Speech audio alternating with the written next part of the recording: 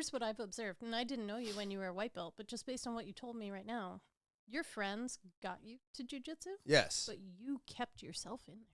Yeah, yes, I did.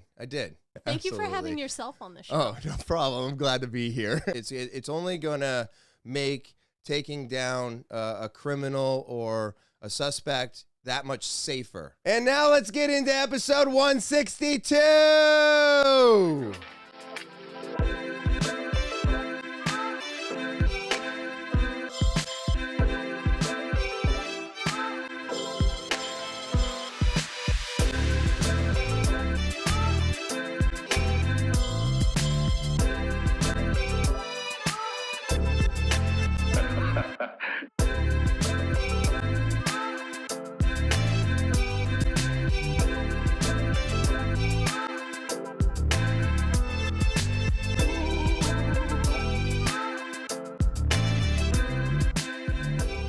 What is happening, TwT fans? It is so good to be back on this May 11th, 2023, and I'm so glad to have you all back here with me. Before I get into anything today, let me start off by saying thank you. Thank you to all my new subscribers, to all my subscribers. You are what keeps me coming back here week after week. I greatly appreciate you. Keep sharing, send links to people, and remember to give a thumbs up for all the videos, and of course leave comments. It helps push this thing out into the algorithm, and you are what helps me make this podcast bigger. If you are new to the podcast, that's right, you just stopping by, checking it out, or maybe somebody sent you a link, well, hit that subscribe button. All right, it's the one thing I'm asking everybody to do. It's the most important thing that you can do for me, and it's free for you to do. But this is not free for me to do, so go ahead and click that subscribe button. All right, I greatly appreciate it. And then, of course, if you want to get more involved with the podcast, the official email is talkinwithtopher@gmail.com. You're not sure how to spell it? It's right here at the bottom of the screen. Go ahead, or it's in the description below the video. Go highlight it, copy it, paste it, go check it out. Maybe you have a story that needs to be heard. Well, this is the way to do it. Send your email. It can be typed out, audio or video. Make sure your audio or video is under 60 seconds, and send that on over to the official email of the podcast, talkinwithtopher@gmail.com. And now the easiest way to find access to everything TWT is by clicking the link tree. Click the link tree. Link. Yep, that's right. It's in the description below the video. You're going to find everything TWT by clicking the link tree. It's just that easy. Whether you're watching, listening, or you want to follow along on social media, the easiest way to do it is click this link tree for everything TWT. And instead of me rambling on and on and on the way I always do, let's get into today's episode with my guest, Deborah Lebl. Start recording right now. All right. So what's happening, Deborah Lebl? It's so good to have you back on the podcast today. Thank you for having me. I invited myself once again. This is the second time I'm here because I invited myself on the podcast. No, actually, you know what? I want to correct that right off the bat. You actually kind of saved me in a way.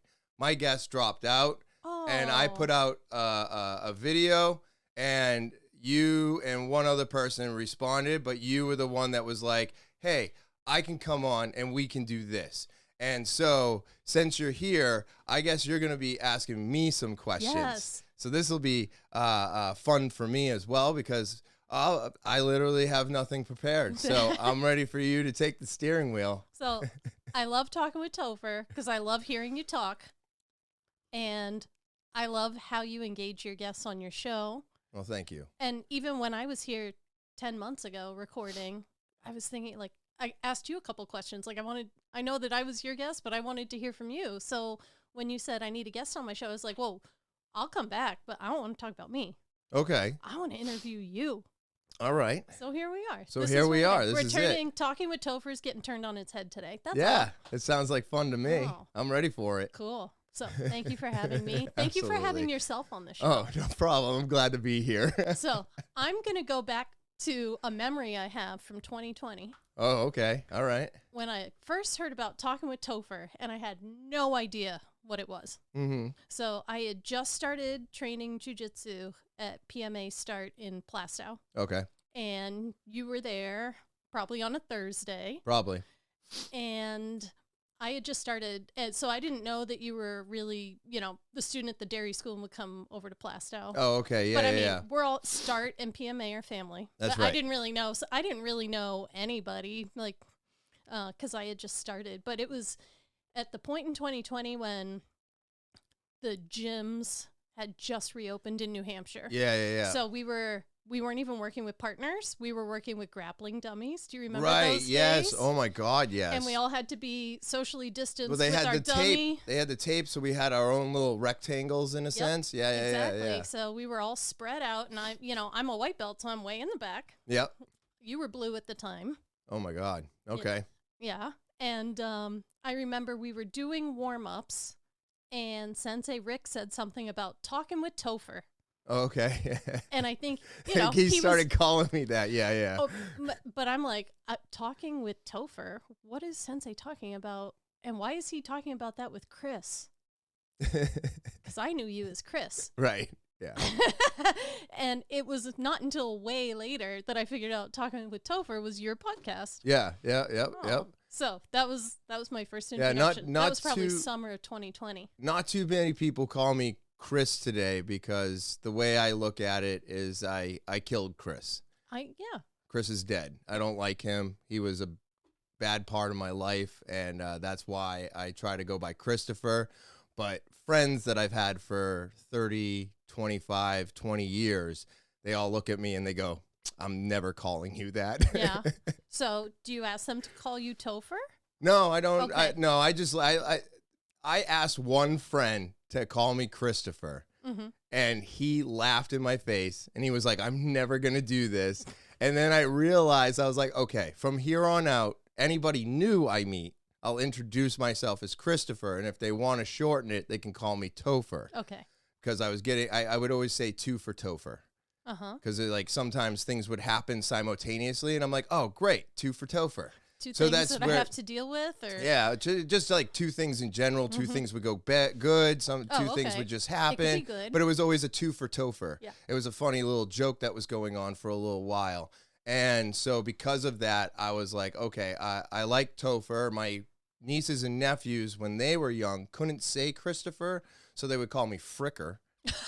that was a good one. They actually wanted me to call the podcast Talking with Fricker. And I was like, Doesn't have the ring. No one's Doesn't have the ring No to one's it. gonna get that, but that's okay. And then so I just realized that anybody who's known me my entire life, my parents, my sister, no one's gonna call me Christopher. They're always gonna call me Chris. Okay. So I had to come to terms with that always being my initial name. And then it was once I introduced myself to new people, I introduced Christopher. They could shorten it up to Topher. And then it was like when I started this podcast, I had to come up with something. I was trying to come up with names. I had a friend helping me. We were going through a bunch. And then one night I was thinking of the two for Topher. And then I was like, well, I wanted it to be something where if I'm just talking into the camera, you're talking with me. But if I have a guest on, now you're talking with that person, and I needed something that would blend, and that's where I came up with Talking with Topher. I love because it. I could 86 Topher, I could put in a name, and now I'm talking. You know what I mean? Yeah. So it was something that could be continuous throughout, no matter who I'm talking to, what I'm talking about.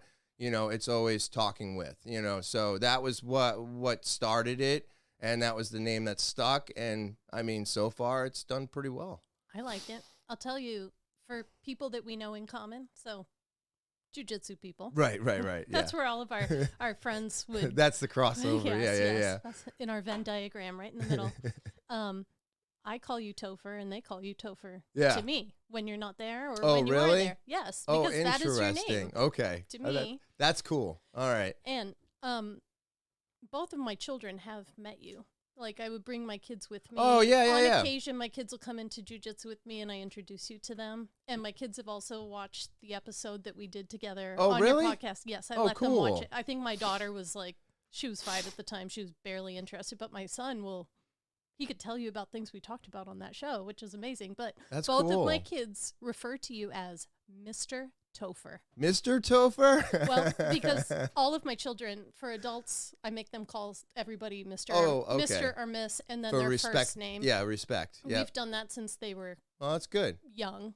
And so they call you Mr. Topher. And here's one more funny thing that I'll tell you. Yeah? In Plastow, across the street from PMA, there's a town fair tire. Uh-huh. And at night, the sign lights up, but a bunch of the letters are burnt out. Yeah. And my kids were like, Mom, it says Topher Tire, just like Mr. Topher's name. They have no idea how to spell Topher, that it's the end of Christopher. So it says Towfr Topher Tire. Tire. So my kids. That's funny. My kids, big fans. That's super funny. That's awesome. They're That's 6 awesome. and 8, just so everybody knows. They're still pretty little. Yeah. No, that's awesome. That's awesome. I got like one of my friends, his kids listen every now and then. He was like, dude, my kids think it's so cool that you have a podcast and you're on YouTube. And I'm like, oh, that's neat. That's neat. Yeah. How old are the kids? Oh man, I'm young, gonna get like elementary age? They're gonna be they are young. I want to. Oh God, I think one's going into 2nd grade, and I think the other one might be starting kindergarten. Yeah, so same age as my kids. Ooh. Yeah, so yeah, I'm really bad with all the ages. That's okay. Our sister-in-law just had another one. Oh. They're everywhere. Congratulations, family's growing. But the little kids are fascinated with YouTube. They've Yes, grown up with YouTube. I know. Yeah. My son told me that he's going to be a YouTuber, whatever that means.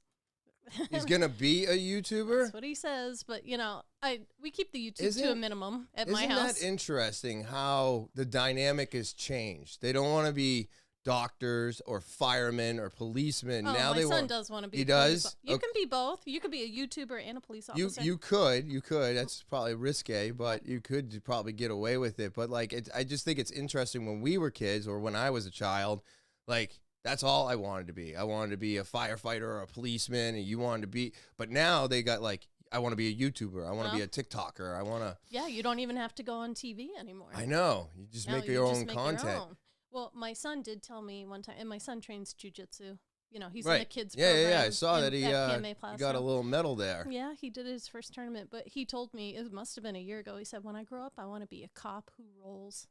And I was like, this is a real thing. It's a real thing. This Actually, is a real thing that he didn't know. He wanted to be a police officer, and he wanted to be a black belt in jiu-jitsu. And I was like, you can do that. They're amazing police officers who roll. I mean, personally, I think most cops should be purple belts at minimum. They should train to achieve a purple belt? Okay. Yeah, at minimum, because groundwork is the most important work for them. Do you think so? I do. I really don't know much about police craft or anything like that. No, I just love jiu-jitsu.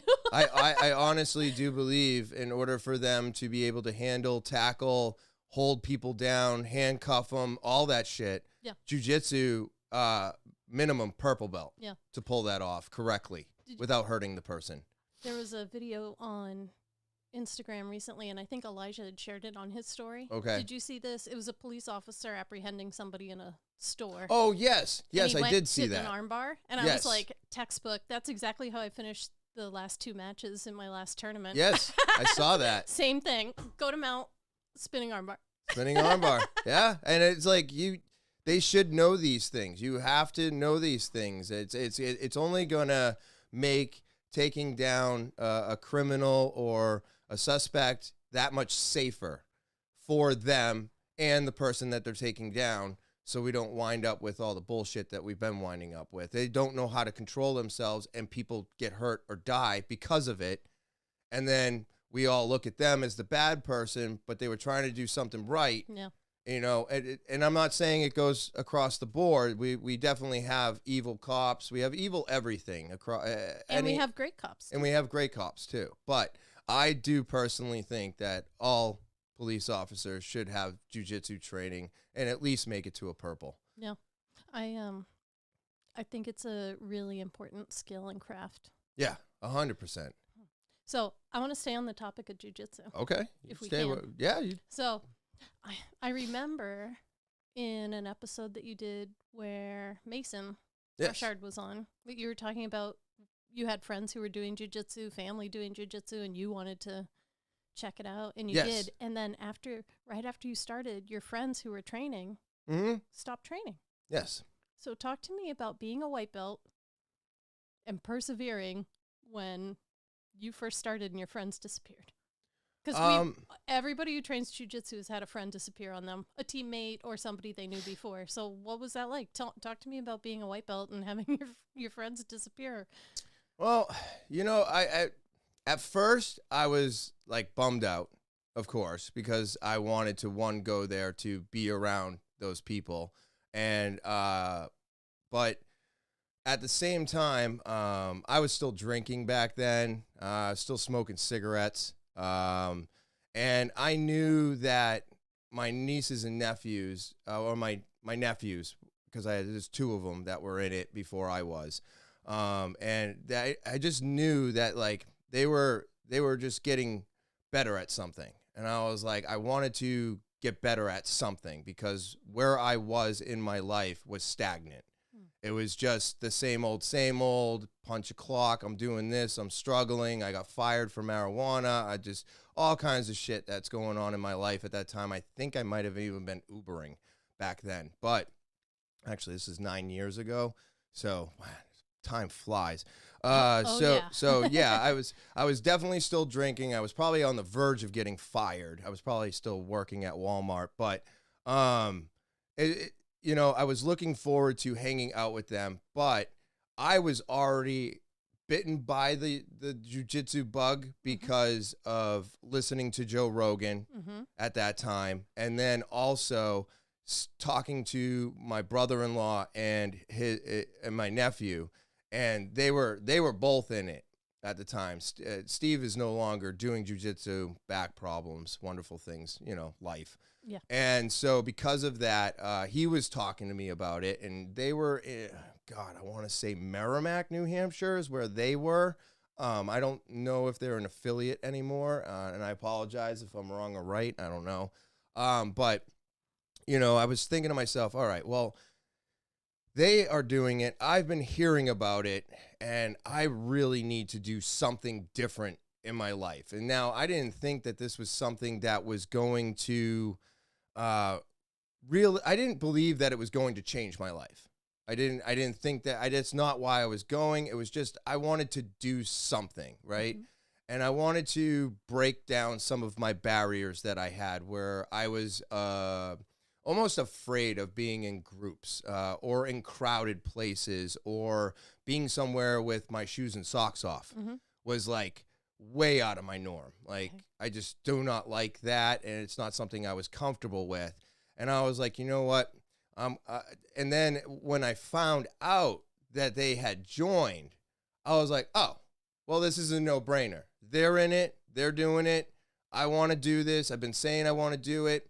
And it took over a month before I even got started. This is true for a lot of people. Because they'll sit on the sidelines thinking about it. Well, my friend's like, I saw the gi on the countertop, and I went, wait a minute, you're doing this too? And it was the same school. And I was like, well, what the fuck? This has got to be a sign. You were left right? out. Yeah, I was left out. I wanted something to do. And I was like, all right. I don't know if I can do this. And then my friend looked at me and he goes, look, you say you can't, but you're not looking at your schedule and seeing when you can. And I go, well, I just can't right now. Everything's crazy. I don't have time. I can't make time for this. I said the same thing. Right? I think we all go through this. And I was like, all right, here's what I'm going to do. And I went through my entire schedule, and I grabbed their schedule, and I went through it, and I was like, okay, let me see where I can fit it in.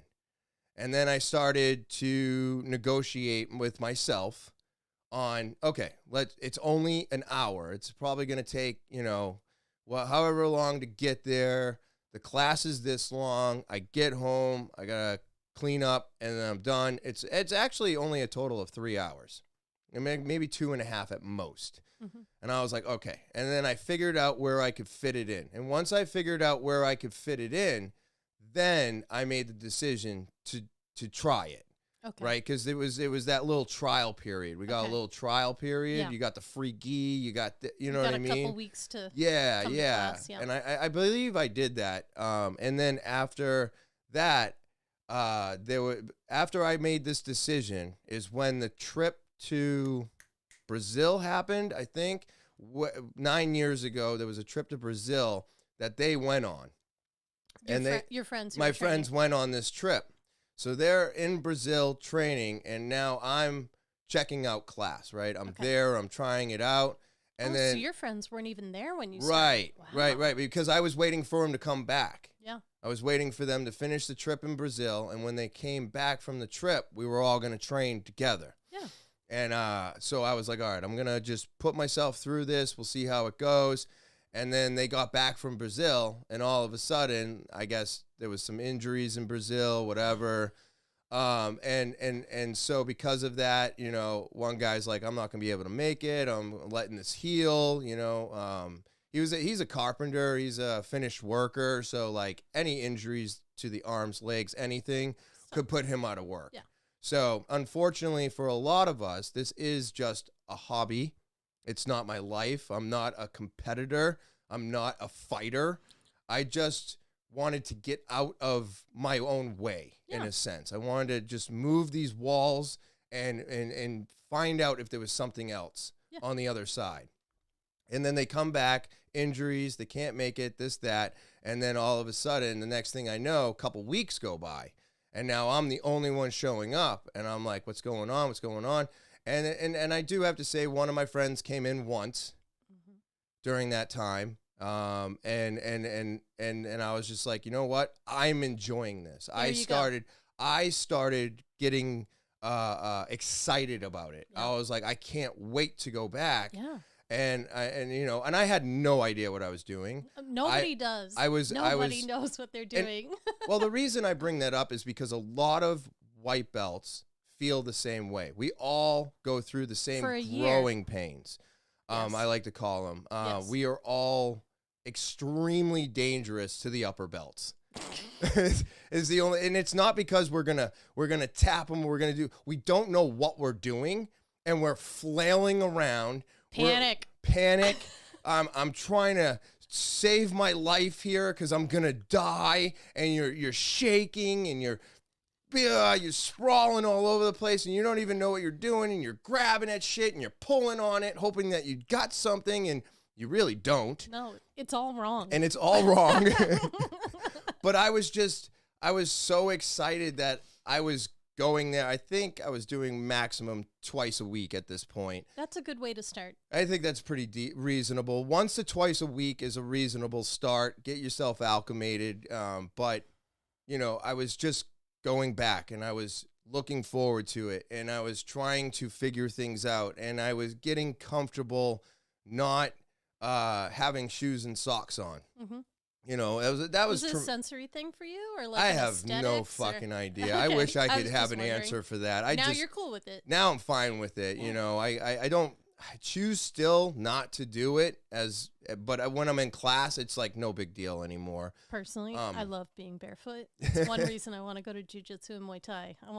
I just love being barefoot. A lot of people do, and I'm just like, I'm not one of those people. That's totally fine. I love having shoes and socks on. Like, but you know, so like little things like that I was noticing weren't bothering me anymore. And then I started noticing that, you know, when I was in a family gathering or in a crowded area, I was like, oh, this isn't bothering me as much. Mm-hmm. You know, hugging other guys or just being close to other guys wasn't weird anymore. Okay, I was like, cool. oh, wow. Like certain things were shutting off. And then all of a sudden, one day I go, I've got to quit smoking. Out of the blue, your brain told you that? I couldn't do cardio. Oh, I was wheezing and I was coughing, and then I would leave class and I just light up a cigarette. Yeah. And I'm like, this is insane. And then this is when I started getting introduced to vaping. Okay. You know, but you're not the only one. There are a lot of white belts who smoke. Yeah, no, there are, and a lot of them have turned that other leaf. Where now I've noticed that even guys that are coming up in the ranks with me, they are maybe smoking a little bit, but they're doing pouches now, and they're doing other things, because of the cardio, because it asks so much of you. You have to get that oxygen into your blood to go to your muscles and your brain. You get you get 5 minutes. Let's just say they do they show you one move and they're like, all right, we're rolling for the rest of class. Yep. That by the time you hit that fucking last 5-minute roll, I mean, I was dead. Yep. I was dead. I was shaking. Yep. And it's like, now we go 25 minutes, and sure, I'm tired. I'm definitely tapped out, but I'm not falling apart anymore. Yeah. I'll actually, and Professor likes to bring this up a lot too, is that when you get that exhausted and you're that tired and you clap hands for that last 5-minute round, all of a sudden another gear kicks in where you don't have to go fast. You actually slow down. It really is, because you can start controlling. I'm not saying that I'm controlling the person that I'm with, but I'm controlling myself. Yeah. I'm not freaking out like I used to, right? I'm going for things, I'm grabbing things, I'm holding on, I'm making moves, but they're all what's the word I'm looking for? They're all strategic in a sense. It's not like just going for things. It's no, I'm putting this here, I'm going here, I'm trying to get here. Oops, I missed this. Let's go around to the back. Oh, no, we're getting pushed on the side. All right, we got to get out. And you're working your entire game that entire time. And for me, that was a giant win, because that's the complete opposite of where I started. I started, when you clap hands for that last 5 minutes, I'm freaking out. How am I going to do this? Right. And, when you start to notice, like, this is when I notice, like, little wins, when you go up against people like McGilla and stuff like that. And then, well, I've never done that. Oh. I don't think I ever will. Thank you. Well, he's twice my size. Yeah.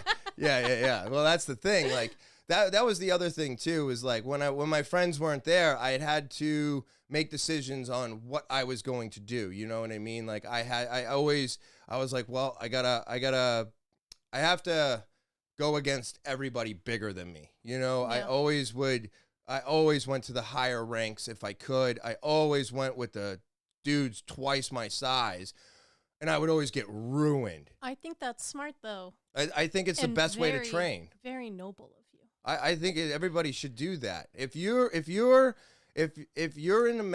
the middle of a match, right, and it ends, the bell rings, you clap hands with your partner, and then they say switch, and you look up and you see a black belt just sitting there, you go and ask that black belt if it's okay to roll.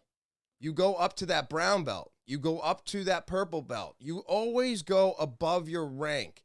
Because, you can stay at your rank. You can try to stay at your weight size. In class, it's very difficult for me. It can be. I've always been a very small person. I think when I started jiu-jitsu, I was 135. Oh, my gosh. You were 135? Yeah. I mean, I used to be 135 years ago, too. But you? Yeah. No way. Yeah, I believe I was like 135 when I first started. Now I'm $165, which makes me feel so happy. But I would just always go against them, and I would get crushed. I would get destroyed. And it was like every time I went up against them again, people like Rick and just Eric, all the black belts. When I got my very first tap on a black belt, I was so surprised, and it was like it felt so good because it really happened. You know what I mean? It doesn't seem real. It doesn't seem reachable, but every now and then you can. And I love roll. Now I'm not. Eric has turned his game around a little bit, and he's doing different things now. So it's not as easy for me to get the moves that I used to do on him. So I have to change things around.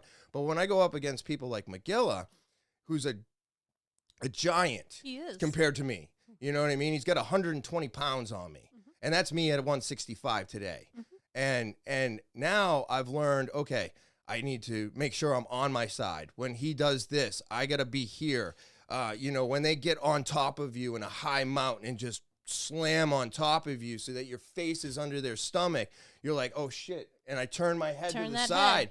Get your breath. And then all of a sudden, like, I used to panic in that.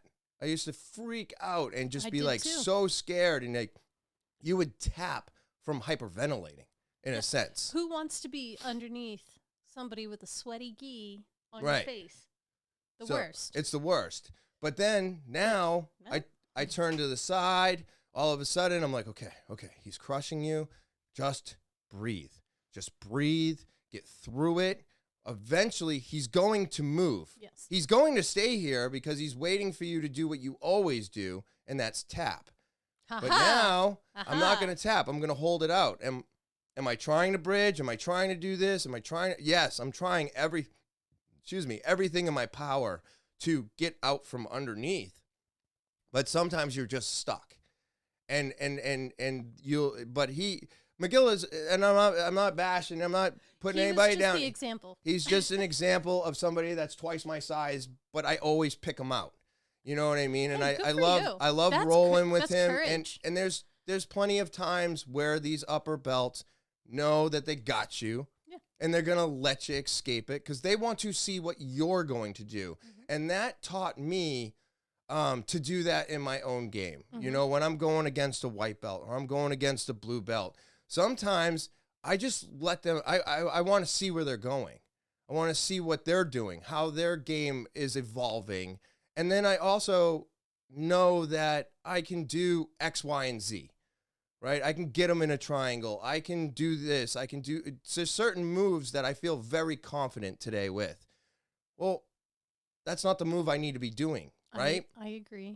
I can do that to you. So why am I trying to do that to you? So I'll let them put me in a bad position, which we shouldn't always do, but I like to use it to my advantage sometimes because now I'm in a bad position, and can I get out of this bad position and maybe do something I normally don't do? Can I put him in an omoplata? Can I take his back? Mm-hmm. You know, can I do this? Can I do that? Sometimes there's a yes. Sometimes I put myself in jeopardy and I get tapped. That's just that's the game. Well, and that's why we practice and drill and do these rounds. So because otherwise you'll never know. Yeah, so I agree with wanting to play your game, but I agree also with getting out of your game and playing it differently. Now, when I go against higher belts, I'm always trying to play my game. Okay. I'm always trying to, and Professor says this as well. When you go against a higher rank, kill. Yes. Because the higher rank, they're a higher rank for a reason, right? Yes. They're going to toy with you. They're going to do what they do. Yeah. So you need to kind of kill. You need to get in there. You need to attack. You need to do your thing. When you're going against a lower belt, you want them to play, but you don't want to allow yourself to be put in a bad position. Yeah. So you that's when you can move around and do things. Now there's lower ranks that are double my weight. Yeah. So sometimes I don't allow them to play, you know, because these firefighters and stuff like that, I'm like, it's in wrestlers, they're just different animals. And so you learn, okay, yeah, he might be a blue belt. He might be a white belt, but he throws around giant fire hoses. And then this guy's a great wrestler who's learning jiu-jitsu. So their base is to always go back to the wrestling. Well, that's where they're going to get you because I'm not a wrestler. Yeah. You know what I mean? Or the firefighter just has this ability to pretend like I'm nothing and he throws me off. So you have to, and this is the game I'm playing lately, is kind of not letting them get too far. But if I got something too easy, that's when I let go of it. I'm like, if I got here already, then I know I can do this. Yeah. There's no reason for me to do it. Right? Yeah, it's just like that. So I do things like that now.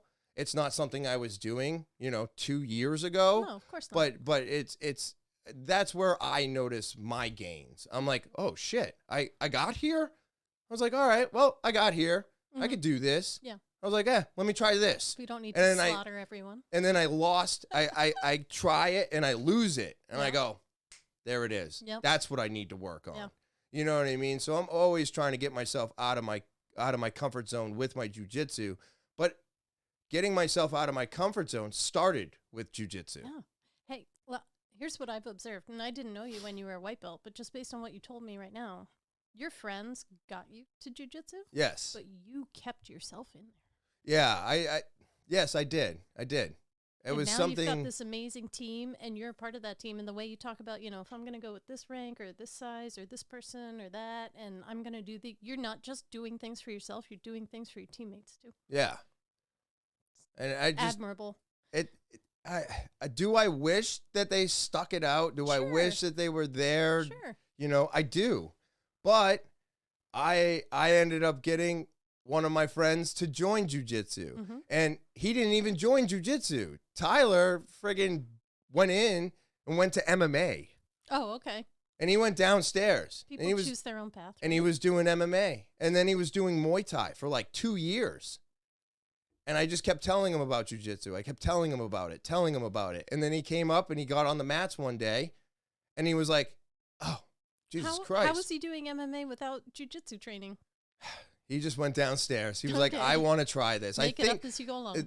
I might be incorrect, but maybe I can correct myself. Maybe he was doing Muay Thai, and then he went downstairs to try the MMA, but he was also doing Muay Thai, and then finally he came up and tried jiu-jitsu out, and then he veered away from the Muay Thai, and now does jiu-jitsu all the time. Yeah. But I had a similar experience. We have a joke, and I think Tyler is the longest standing white belt in the school's history. Okay. I think. How long, can I ask? I think it was 2 years. Oh, okay. Yeah, that's not. There are plenty of people who have white belts. Yeah, for 2 years. I mean, nobody who trains consistently for 2 years will be a white belt for that long. But I know a lot of people who are just what I call the forever white belt. Oh, okay. Because if you're gonna move up, you really got to commit, right? Right. You do have to commit. You got to be on the mat. Yeah, that's okay. You can still enjoy. But my training. friends who got me into it were absolutely 100% right. If you don't make the time, you don't have the time. Yeah. Nobody has time for jiu-jitsu. We make time for we make time for for anything in our lives. Well, yeah. I mean, the only thing I don't make time for is my job, because they tell me what time to show up and what time to go home. Same. You know what I mean? Right? Yeah. That's about the only thing in my life that I can't control. It's you're here from this time to this time, these days a week, and that's the end of the story. Yeah. Perfect. I have to build everything else around that. Yes. And even when I got this new position and started this new job, I still had to figure out where my 3 days a week were coming from. Yep. You know what I mean? Agree. And I fitted it in. That was like between the podcast and my jiu-jitsu, those were the two most important keys that I had to plug in around my schedule. Yeah. And then once those were plugged in, everything else started falling into place. But I can't have one without the other. Mm-hmm. I have to have all of them. Yes. Because unfortunately for me, it's what keeps me busy. It's what keeps my idle hands from getting into trouble. Yep. And it's what keeps me from drinking. To this day. This is commitment and discipline. You don't have to be motivated. You and I are alike on this, where I said, on these days, we do this. We're in the weight room these days. We're on the mats these days. I don't care if I feel like it or not. Yeah. I don't wake up every morning and be like, do I want to do that today or not? You just go do it. And I see that commitment and discipline in you too, with being on the mats, training, and in your podcast. Between you and me, I would never be able to have a podcast, because I would probably one week be like, no, I don't want to do that this week. Yeah, see, that's... Like, you really have to commit. You have to commit. You are so committed to this production. It's great. I've been literally recording 2 episodes a week every week for the last 2 months. Do you have a stockpile in case I'm of trying. emergency? Well, it's because the one of the reasons that you're here is because somebody couldn't make it, and I'm not upset about that. I understand how life works, but because that is a possibility, I can't have a week where I don't have a podcast. Yeah.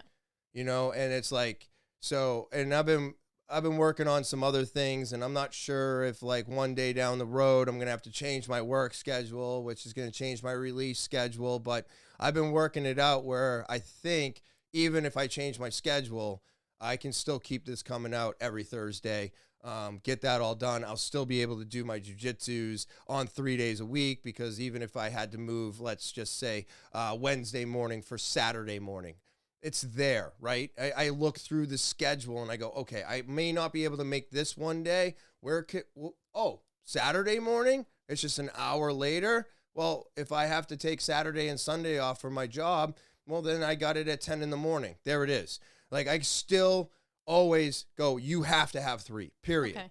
You're not going to, I'm not going to move up even as slow as I think that I move up, right? Because I feel like and this is just me, and I'm not saying that the rankings and everybody is different. Everybody's different, but the way that I think about myself is I'm a very slow learner. I'm just very slow at everything.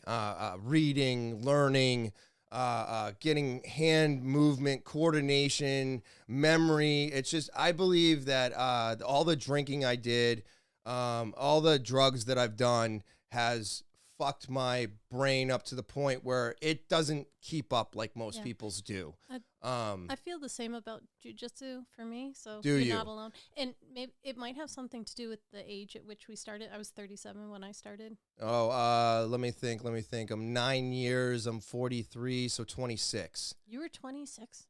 No, 36? 36. My apologies. 9 years ago, not 10. Don't worry about it. Anyways, math. But yeah, so we started in our like mid to late, you were 30s. Mid 30s, let's say. Our brain, we're just not going to pick up the motor skill stuff and like with the recall. Yeah. As quickly as somebody like, we've got some like teens and 20 somethings on my team. Right. And and great.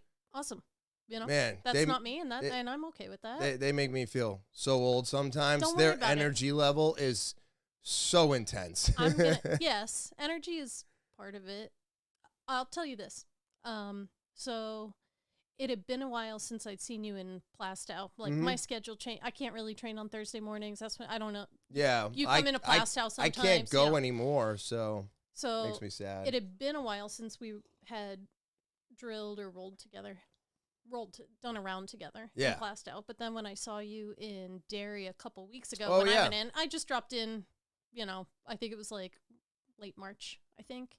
And we drilled together that day, and then we did the first round together. Yes. I'm going to tell you something. So, first of all, just to level set, my jiu-jitsu is down here. I'm working at my level down here.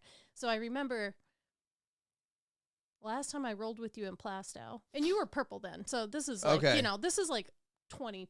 It was probably summer of 22 is my guess. I think I've been a purple belt for about 2 years now. So let's say my jiu-jitsu's here now. Now my jiu-jitsu is right here. So last time I rolled with you in summer of 2022, your jiu-jitsu was here. And then when I rolled with you in Derry a couple weeks ago, your jiu-jitsu is up here. I'm not kidding. Like just in that amount of time, I was like, wow, look at Chris. He's doing so well.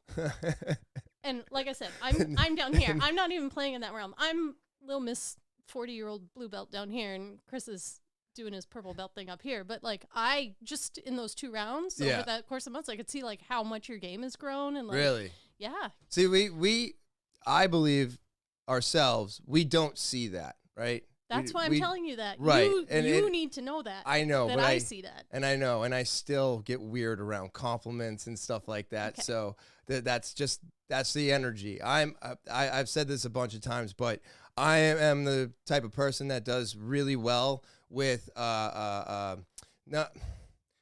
getting in trouble, getting yelled at. You did it wrong. I'm very comfortable in that.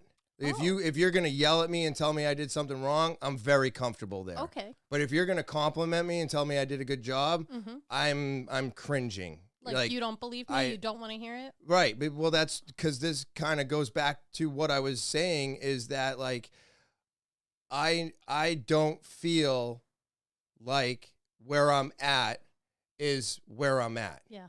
right? I totally trust their ranking. I trust that I got what I deserve. I'm not saying that they're speeding people up or slowing people down. What I'm saying is for the individual and myself is sometimes we don't feel like we got, like we deserve what we got. Do you feel like an imposter? I don't know if it's imposter syndrome. Truthfully, I have that. I feel like it's well, he's coming 3 days a week. He's making all of his stuff. So congratulations. Yeah. So one of those things. Cause like sometimes I'm like, man, a participation trophy. Exactly. Yeah. And I'm not saying that that's the case here. I'm not saying that at all. I understand it's not. But when we are in our own heads and we're looking at what people are telling us we are accomplishing, we don't always see it, right? It's just like somebody who has an eating disorder, okay? They don't see that they're bone thin. I see. They look in the mirror and they see a fat person. Okay. And they're like, I have to lose more weight. And it's like, no, you're skin and bones. No, I'm not. I look in the mirror, I see a fat person. Gotcha. I walk into class, everybody sees a purple belt. I don't feel like a purple belt. What do you feel like? Sometimes I still feel like a white belt. Me too. I do.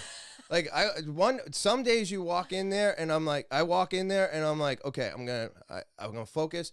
Like, what was it? One day I walked in and I decided to take a little fucking hit before I left my house. Okay. I haven't done it in a couple years now.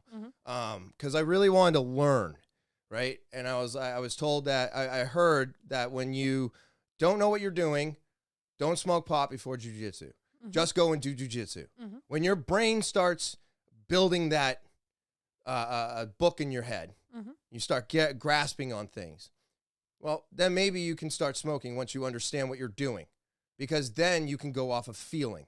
You can go off of other things. So a couple weeks ago, I was beat up from work. I was tired. I didn't want to go. And I was like, you know what? I'm just going to smoke. I got about 60% in me. I'm going to give 100% of my 60, but I'm going to go. I'm going to have fun. All right. We're not going to think about the chaos of life right now. We're just going to go in. We're just going to have fun. Yep. I had more taps that day than I've ever had. Wow. I don't know what happened. Yeah. I just let go. Hey, you were in the zone though. I let go and the pot took over, and half of the time I was closing my eyes. Wow. I was just closing my eyes and I was like, oh, I feel this. Oh, go here, go here, go here, do this, do that. And I'm like, oh shit. You know, that day I felt like a purple belt. I went, shit, there it is.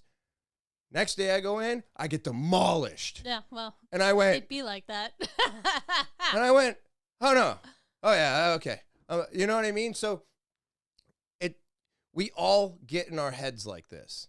And having you say that, yes, I get a little, but I appreciate it because I don't see that. And I really mean it. And I'm not saying that because I'm on the show. I understand. Actually, like weeks ago, when I was leaving PMA and Dairy that day, I was thinking that.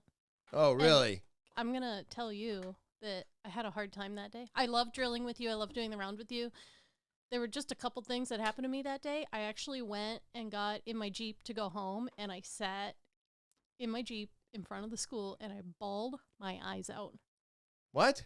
Yeah, because I had such a hard time after you and I were done, and I went on with my other rounds, and there was just like a lot of stuff building up inside of me. Right. Bawled my eyes out. Really? Yep. Wow. Now, think about it. When we were on the mat that day, and I don't even know if you remember. I remember it because I was in Dairy that one day, so that stands out. It's memorable for me. When we were drilling and rolling that day, did I seem like a fragile person who was going to go bawl their eyes out after? No, absolutely not. That's so weird. No. Well, no, because what I remember that day was that, with all the powerlifting and everything that you're doing, yeah. I could feel your drive. Yeah. You know what I mean? Yeah. And I was like, Jesus Christ, she's got to push. You know what I mean? Like, but that's something that you probably don't see all the time as well. I kind of feel Do it. you? It's one of those things where, you can't have strength in place of skill or technique. You have to know when to use which one. Yeah. Kind of thing. But, yeah, I can feel it. Yeah. Because, like, man, I tell you, I friggin'.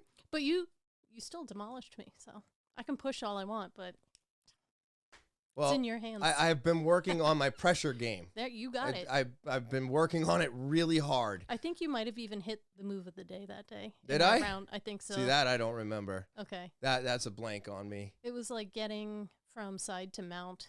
Oh, okay. I've been getting a little bit better at that. Relentless pressure. And depending on the person, Mm-hmm. is depending on whether or not I can hold that, because mount is a very uncomfortable position for me because I'm always the lighter person. Yeah. So if I get into mount, I have to do something quickly or I have to get out of mount because I'm just going to get rolled. Yeah. And I don't.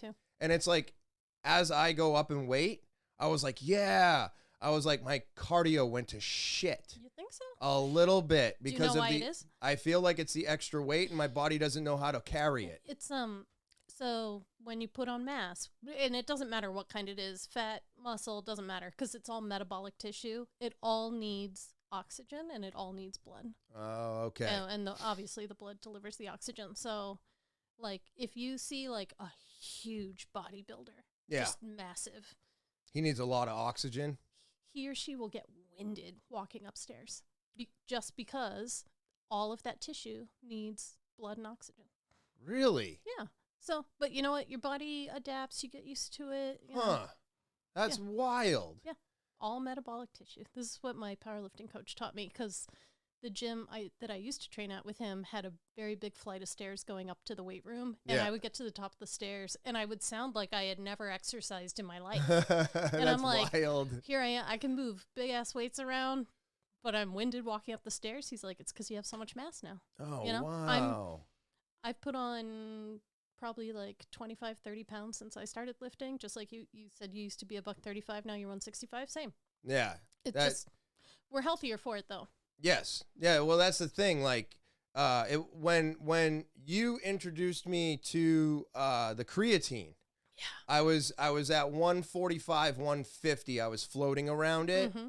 And that was, I have it written down. I believe it was 3.5, 4 months ago now, because I'm going on my fourth bottle that I'm going to be ordering. I have it every morning. I put it right in my coffee and I just go. And it's great because I'm always drinking my coffee before I do anything before the day. And everything I do is pretty intense, active. I'm doing stuff. So even on an off day, I still have it. I just want, you know what I mean? Every day. Every day. It takes a while to build up in your body and then to be useful. Yes. Right. So you had to go through the first 30 days, and then after that, it was actually going to start working, is what you explained to me. Yeah. And I did some research on it, and I've heard plenty of things about creatine. Mm-hmm. And so what I've been doing is for the last 3.5 months, I stay away from the scale, right? Yeah. I stay away from that. I do notice certain things, but the one thing that tipped me off before I got onto the scale to see if my weight had started to increase was I rolled with somebody I've been rolling with for years now. Mm-hmm. And he looked at me and he goes, "What the fuck are you doing, dude?" And I go, "What do you mean?" And he goes, "Dude, I used to be able to hold you down and now you're driving over me." He's like, "What happened?" And I go, "Nothing." I was like, I'm not doing anything. Yeah, right. But I'm not thinking I'm doing anything. Yeah. I'm just drinking a cup of coffee in the morning. Yeah, I'm adding something, but I'm not working out. I'm not lifting. I can't lie to people. I wish I could. I wish it's right downstairs in my fucking living room. And I sit there and look at it every day and I'm like, I gotta go. And I run. And I gotta get out of the house. I gotta go do my shit. So I do put it off like everybody else. Mm-hmm. But he was like, "Dude, I'm telling you right now, something's different, and I don't know what you're doing, but keep doing it." And I went home that day and I weighed myself and I was like 155. And I was like, holy shit, I broke 150 and held it. And then I weighed myself 2 days ago with clothes on, 165. Yep. And I went, holy shit. So my plan of action, and let me know if I'm close to a good path with this. What I'm thinking is I want to bring myself up to like the 170, 172 range without working out, without doing anything. And then I've already got a bunch of stuff out of my life right now, like vaping and stuff like that.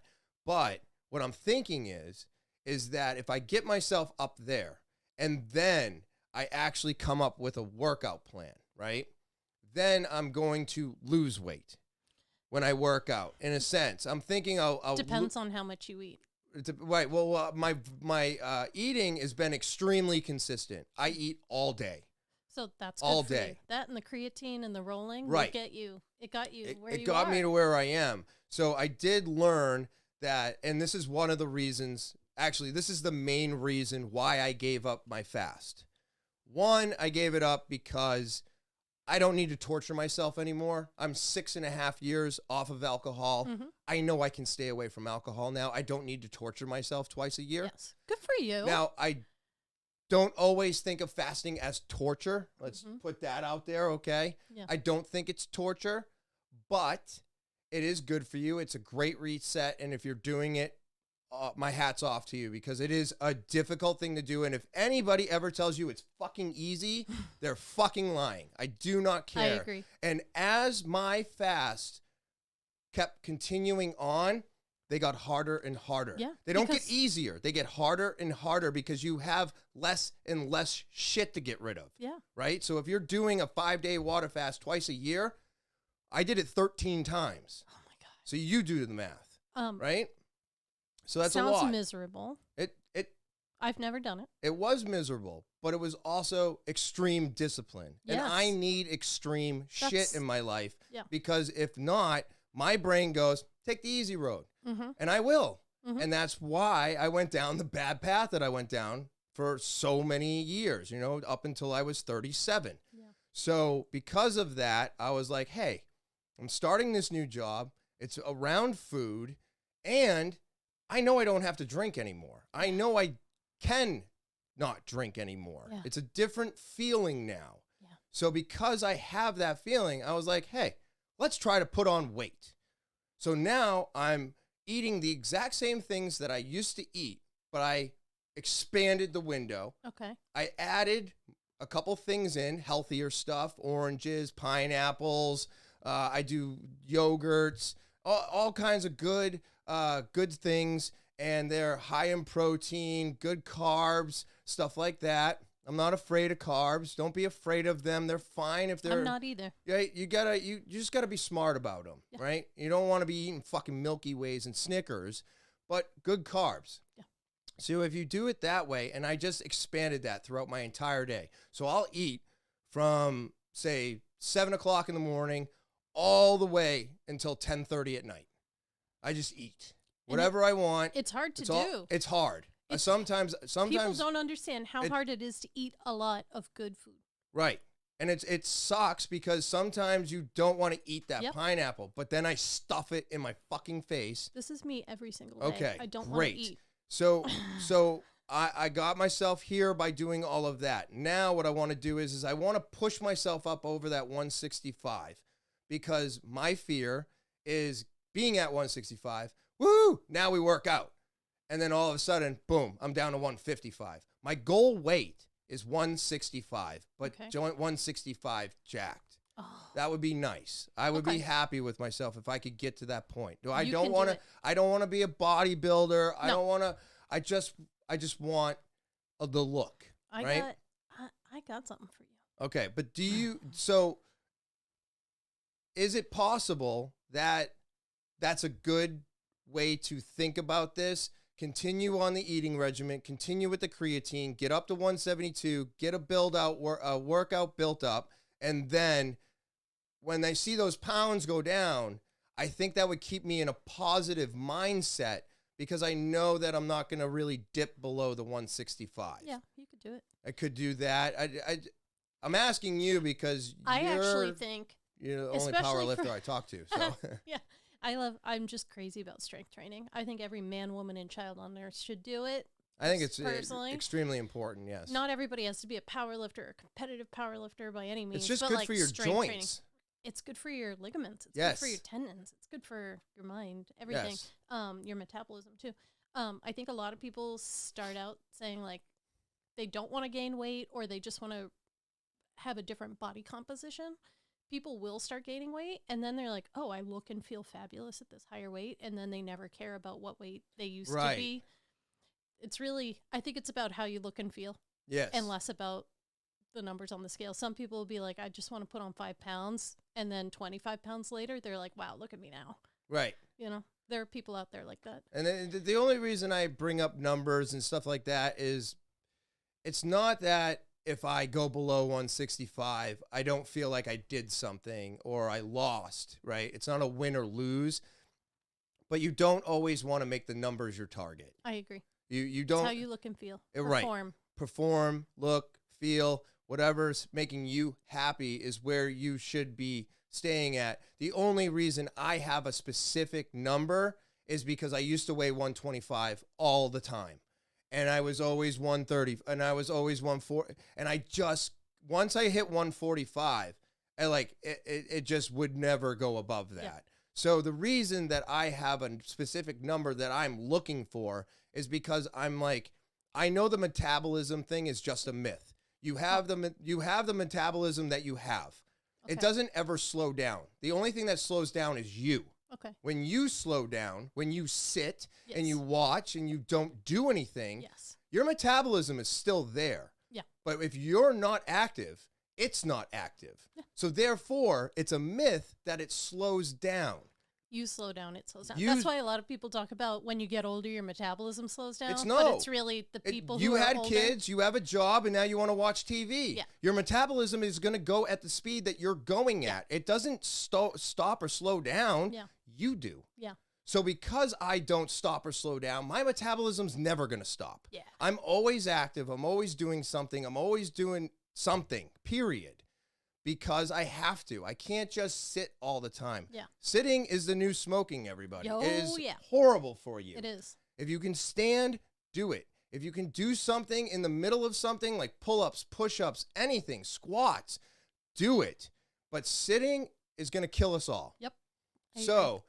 I don't believe in the myth that your metabolism slows down. It is what it is. It's always going to be the same. So because of that, I'm retraining my metabolism to hang on to what I have instead of destroying it and bringing my weight back down. Yes. So it's a whole thing that I've built to get myself up. And when I saw myself on the scale the other day, even though it was with my clothes on, I was blown away because without my clothes, I was 161.6, which is phenomenal to break 160.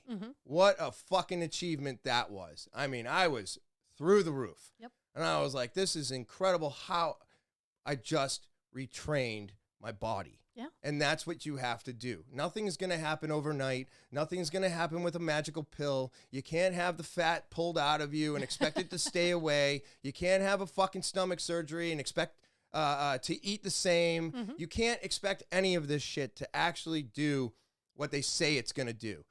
At the end of the day, no matter what you do or what surgery you have or what path you're going down, it's dependent on what work you put into it. Every choice is all day, every day. That's it. Yeah. So I'm just basically retraining my metabolism. Hey, this is what we're doing all day, every day. We're going to eat like this. We're going to do this. And you're going to keep this shit. You're not going to burn it off on me. And so far, with all the things that we just talked about, that this is the results that I'm getting now. I love it. And I truthfully, because like, I'm one of those people that my wife loves to call it a eating disorder. But if I start to see a stomach, or if I start to see my cheeks puff out, which I can't see through the hair anymore. You got a nice beard. You know what I mean? So like because of the facial hair, I don't see my cheeks because my cheeks always puff out before any part of my body. And that freaks me out and I stop eating. It's been my go-to my entire life. Well, it's so easy to look in the mirror at your face. Right. Because you see yourself in the mirror so much that you'll instantly notice. Well, yeah, right? That's the thing. You notice it, but with this, I let it grow out sometimes and it gets poofy. And I'm like, oh no, this is just my face. If I want to thin out, I thin out the beard and all of a sudden my face is thin again. Now I'm not allowing my face to trick my brain into stop eating. Okay. But like if I start to see a gut, I was like, okay, all right, I'm starting to see a little bit of a belly here. Don't freak out. Don't freak out. This is what we want. This is what we want. We're doing this, brain. And how about this? I'll make a compromise with you because I have to compromise with myself. I do. And I go, let's get up to 172 and then we're going to start crushing it, and we'll get rid of this stomach, and we'll turn it into muscle. Yeah. And my brain went, I think we can do that. Oh. And for the first time in my life, I didn't just stop eating and throw out, throw everything to the side, because now I'm freaking out about my weight. Yeah. So you have to really retrain a lot of yourself. It's not one thing. It's not this thing. It's not that thing. It's all of it. It's holistic. It's the whole thing. Well, talk to me about vaping and quitting vaping. Did that have an influence on your ability to eat or your appetite or anything like that? That is a great question. And right after I get back from the bathroom, we'll talk about it. Take a break. Let's take a break. Slowdownclothing.bigcartel.com. That's slowdownclothing.bigcartel.com. You're not sure how to spell it? It's right here at the bottom of the screen, or you can click the link in the description below the video. And now, before you check out, put in TOPHER and save 10% off your entire purchase today. And it's May, it's beautiful out, and it's time to get outside. And it's time for some new clothes too. So go to slowdownclothing.bigcartel.com today. And not only do they have clothing, but they have towels and wallets and pillow covers. And they have leggings, socks, pins, hats, and outdoor gear. That's right. Beach towels, skateboards, and so much more to offer at this amazing, amazing website. These guys kill it. They just did a Timmy B collab where they have all brand new clothing that was collaborated with Timmy B right now.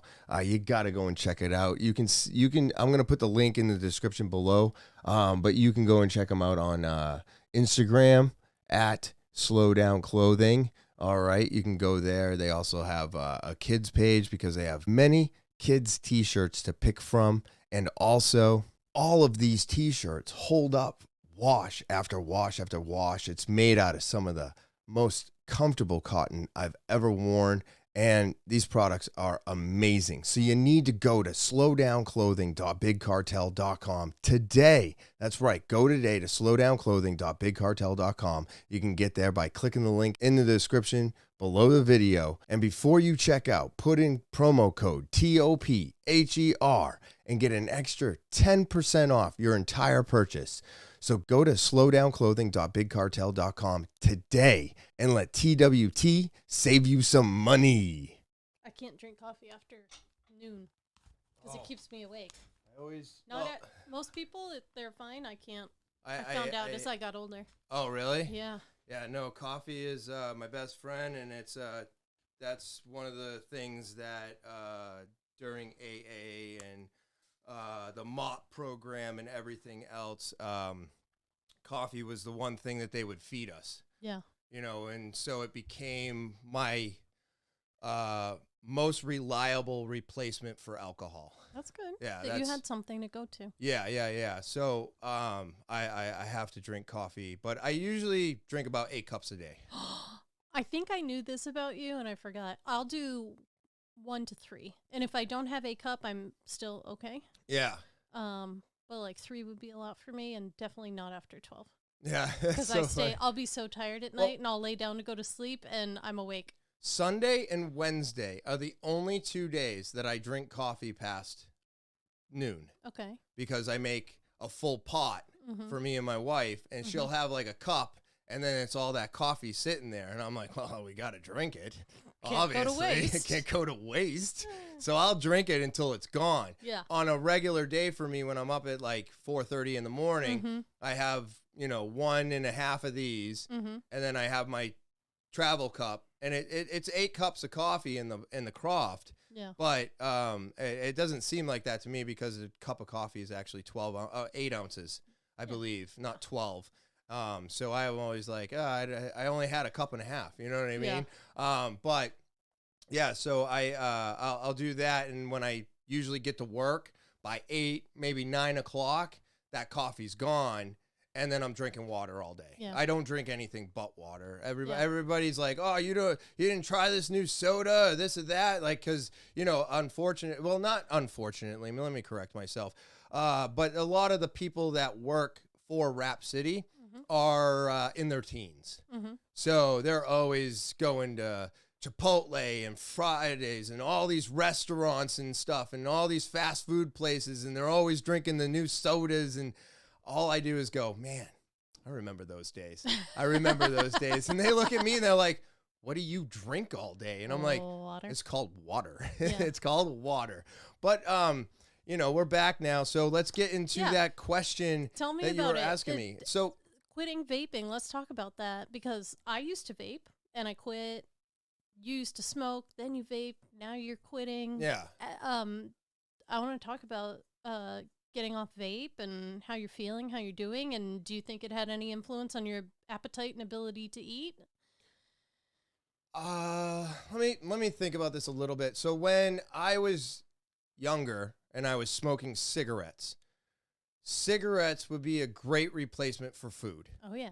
It completely suppressed the appetite. Yes.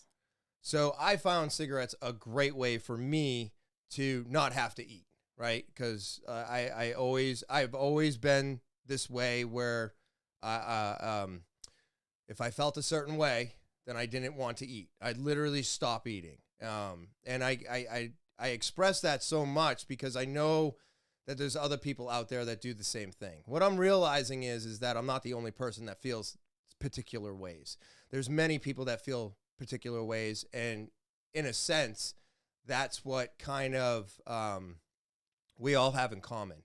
You know, some people do this and some people do that, and it's weird when you find somebody that does what you do. Yeah. And you're like, wait a minute, I thought I was the only one that does this. Are you connecting with these people over social media, I don't. seeing them It's just on? it's been throughout my life. Oh, okay. Where I just meet somebody, and you know what? To be honest, it's really only over the last 6.5 years that I've been able to retain this information, Gotcha. right? Yeah. So back then, I mean, if I met somebody that did the same thing I did, it was usually drinking and drugging, and so we had that in common. Yeah. You know, so How times have changed. I would use cigarettes as a suppressant for my appetite. Okay. All the time.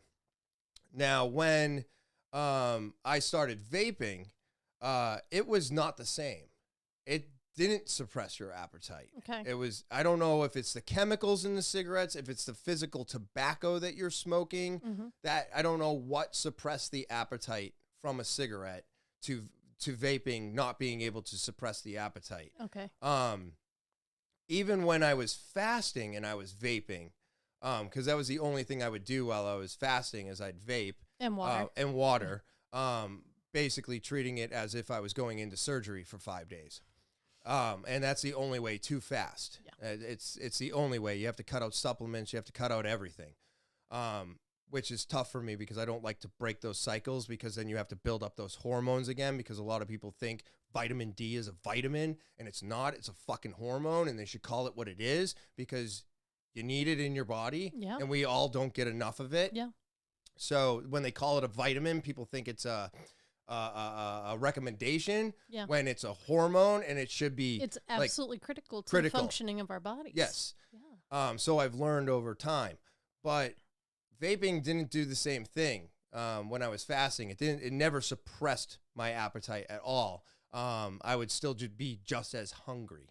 But what it did for me is it allowed me to do jiu-jitsu better. Yeah. It allowed me to run. It allowed me to do all kinds of physical activities and not be completely taxed at the end of the activity. I would still be tired. I'd still be out of breath. I'd still be sweating. I'd still be exhausted, but not the same as when I smoked cigarettes. Yeah. So all those things started going away.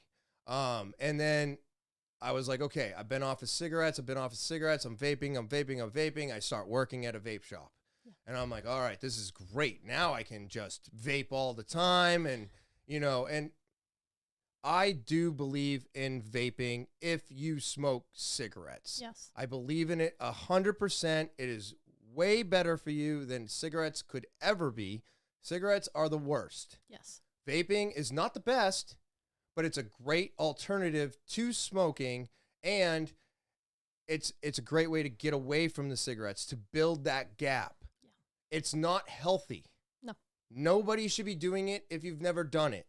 If you've never done vaping or smoking in your life, then the one thing I can tell you is don't start. Do not start. Don't start.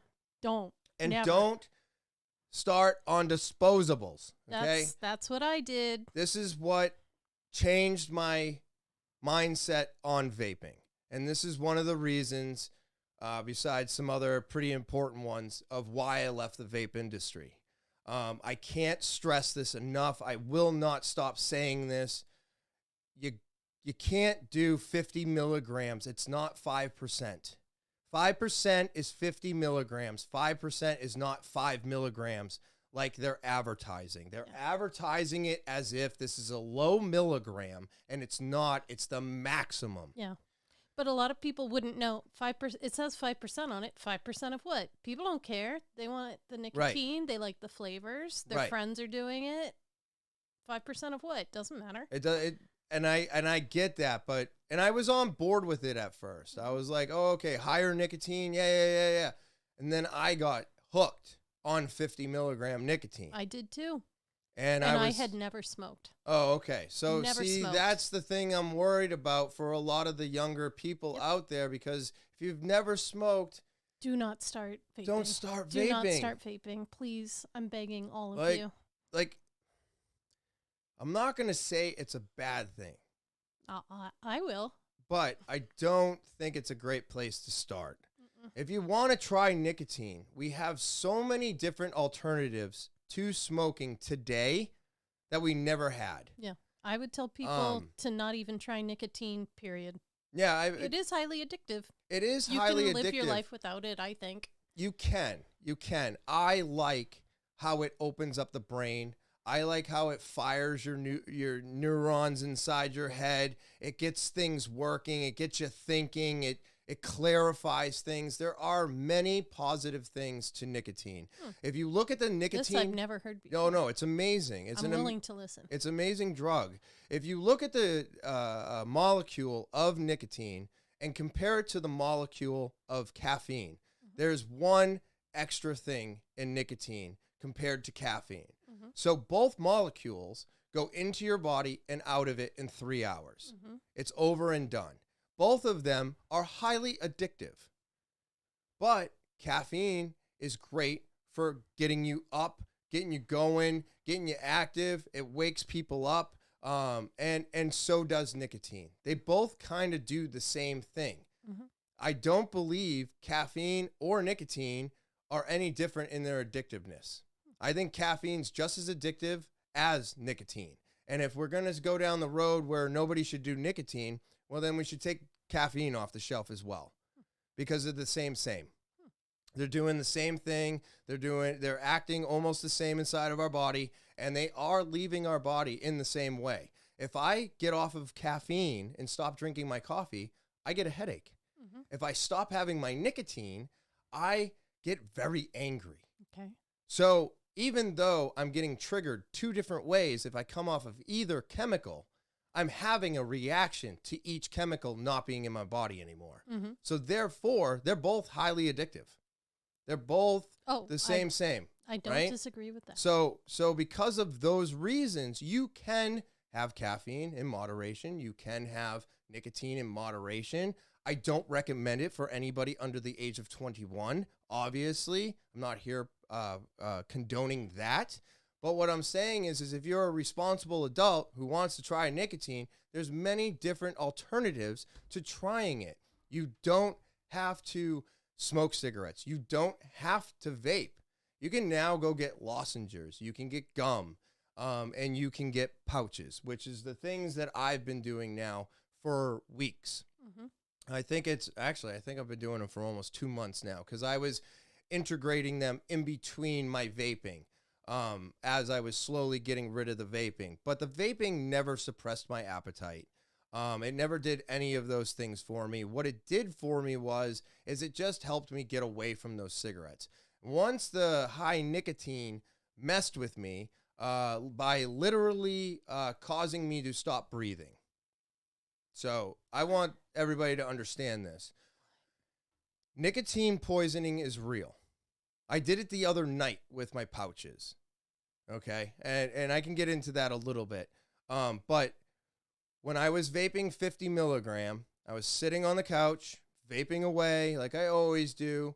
And the next thing I know, I'm slumped over and my wife is smacking me in the face and my lips are turning blue. What? I literally have done nothing else different that entire day except just vaping heavily. Okay. You were having a day. I was having a day and obviously I wanted to vape. I don't know.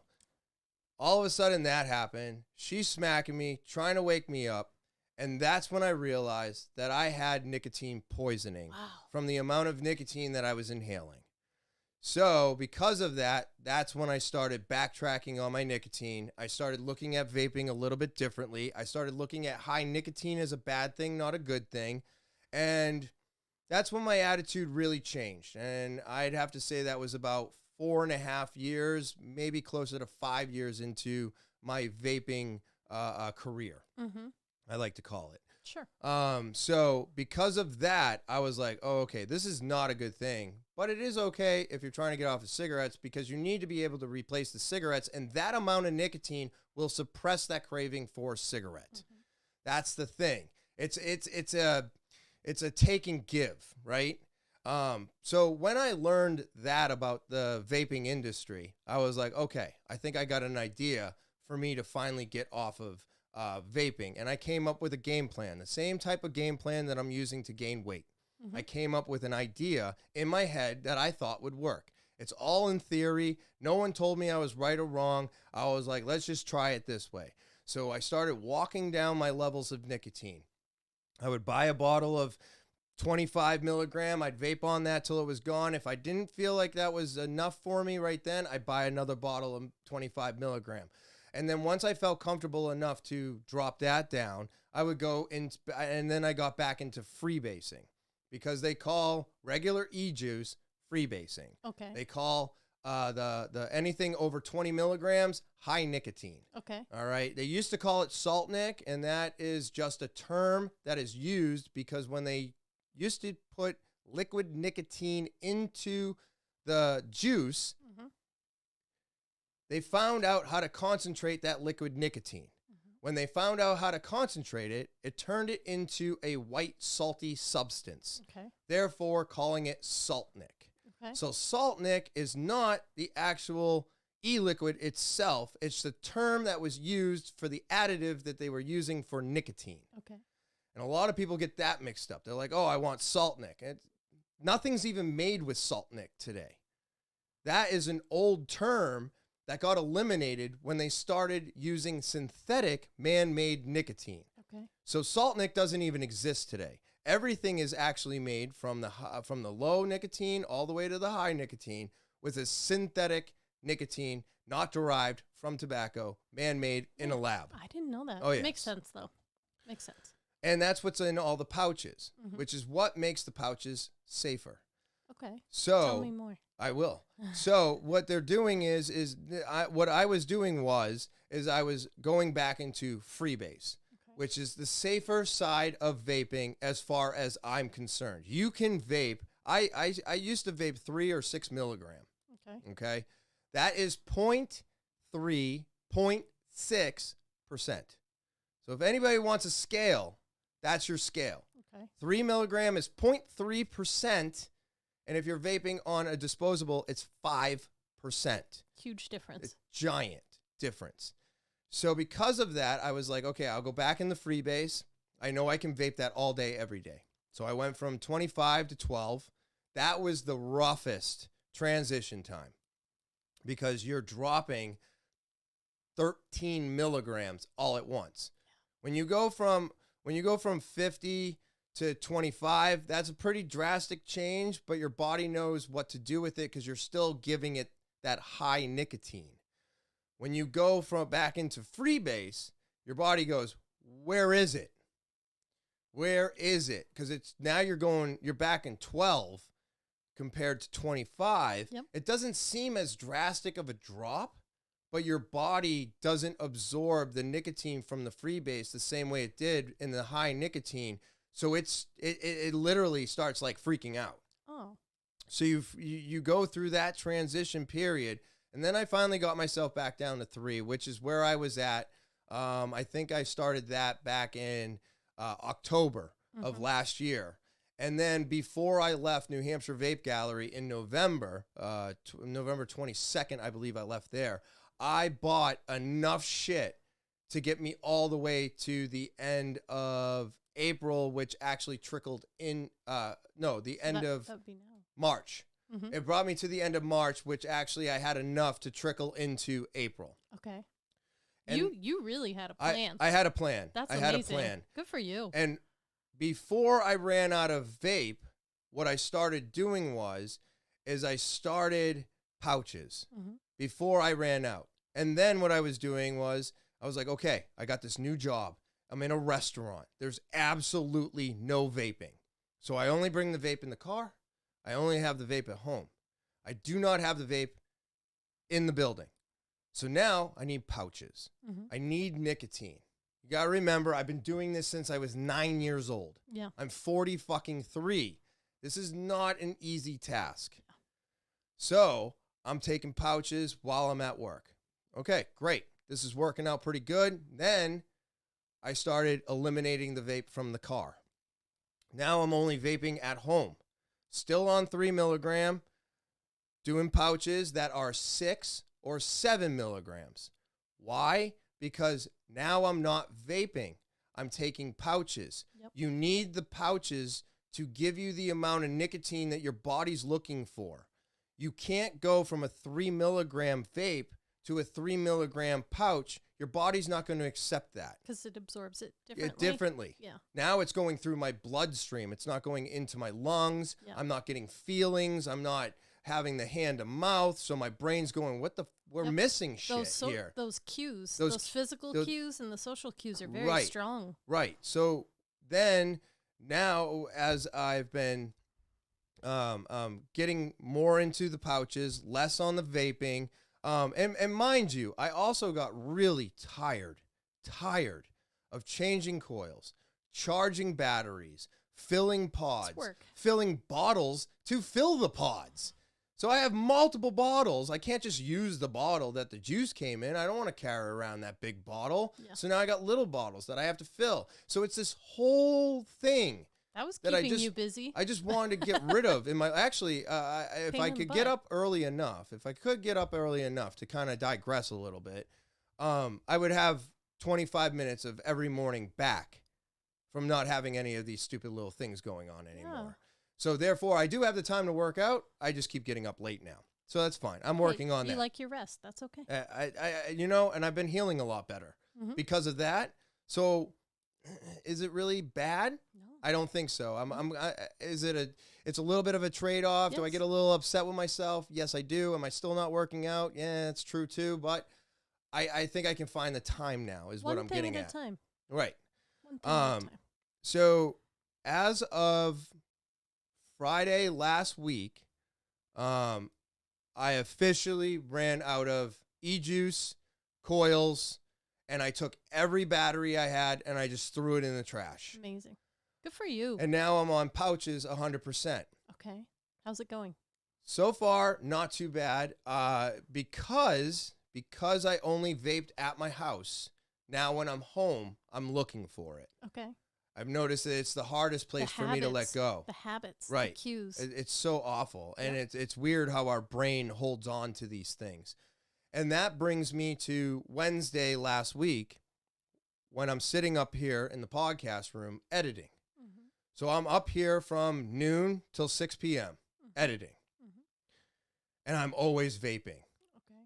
So I was just doing pouch after pouch after pouch, wasn't thinking about it. Mm-hmm. Go downstairs, eat dinner, throw in a pouch, smoke a joint, and then all of a sudden, I am spinning out of control because my body has too much fucking nicotine. Okay. Because I'm not doing 3 milligram pouches. I'm on 6 and 7. Yep. And I was just treating it like I was vaping. Okay.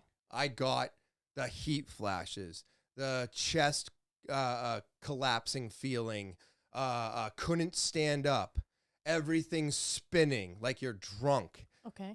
Just sweating profusely.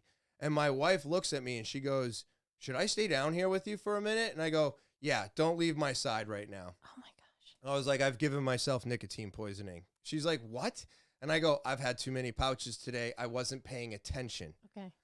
So now that I'm here and I realize what I did, now I know that I need to drop my milligrams of my pouches, because if my brain is going to be going, grab a pouch, grab a pouch, grab a pouch, well, I can't be doing high nicotine on the pouch side if I'm going to be doing it that much, because my brain's just going to go, oh, it's pouch time. Yep. I'm not paying attention. Hey, it's only been an hour. You can't have another pouch. I'm just going, oh, a pouch. Pop it in. We're good. No, we're not good. You can still overload and give yourself nicotine poisoning even with the pouches. Okay. So nicotine in itself, yeah, it's dangerous. It's highly addictive. But if you treat it with respect, then you won't go through the things that I've been going through. You won't have to make yourself sick. Yeah. So even though I had to up the levels of the pouches to subside the crave for the vape, when you get rid of the vape, well, it's time to let go of some of that nicotine, because you have to remember that you're probably going to be popping a pouch way too early. Okay. And I didn't realize I was going to be doing that, because I'm just up here editing. I'm just doing what I always do, which is sitting here going, where the fuck is my vape? Yes. You know what I mean? Yeah. So now I'm popping a pouch. I'm leveling that craving, but then I just went too much. So did they come in low doses? What do you... What I have found so far, Rogue, Lucy, and a few other companies will do 3 milligram, 6 milligram. Okay. On, who I've been using, does 4, 8, and 12. I think Lucy does 12 as well. And this new company that just came out, Velo, the max they had was 7. I think the low end was 3.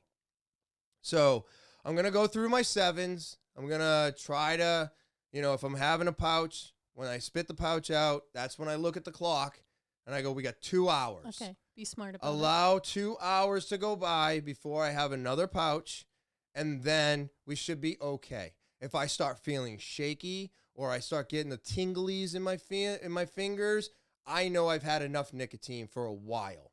Now we have to accept that, and we have to let the pouch go for like 3 to 4 hours before I step into another one.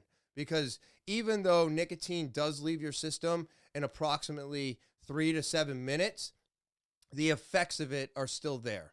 It's still running through your blood. Yep. So yes, 3 hours, I should say. It takes 3 hours for it to leave your body, not 3 minutes. My apologies. So you have to allow that extra hour to kind of let your body, your body has gotten rid of it in 3. Well, we just take another hour and let the body level out again before we introduce it. You know what I mean? And that's where I am now. And it's been a week and Friday, Saturday, Sunday, 2 days. A week and 2 days. No vape. It's not easy, but it's something that I am determined to get out of my life. But here's the turnaround. I'm not getting rid of nicotine. No. Nicotine is part of my life. It's part of everything I do. But now I don't have to inhale it anymore. Yes. Which is the worst way to take in nicotine. So because of that, I feel better now. I would agree with you. You know what I mean? So if you are on the same level as I'm at, then I don't recommend getting rid of nicotine in your life. You just have to get to a low dose, and you want to get off of the worst way of doing it, which is inhaling it.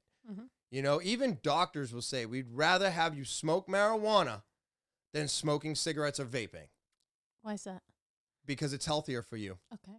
Smoking pot is not like any of these other things. It doesn't fuck with your lungs like they told us it did. It doesn't hurt you. Most doctors recommend that you smoke a joint if you can't eat or if you can't sleep.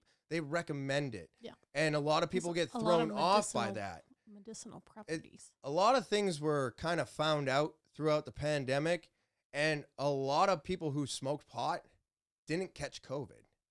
I don't know if they're correlated or if it's a coinky-dink or what, but what I've noticed is that even doctors will tell you that smoking pot is not as dangerous as anything else that we intake that way. And that's pretty impressive to me. That plant has shown me that it has more medicinal use than anything we have on the market today. So these are the ways that I went through my vaping. And I'm happy to say that, at 43, well, I think I'm finally getting to a point where I may be able to never inhale nicotine ever again. That's fantastic. Which I'm very excited for. And it's been a very interesting and troubling transition, to say the least. I will have to say before you take back the mic that quitting alcohol was so much easier. Really?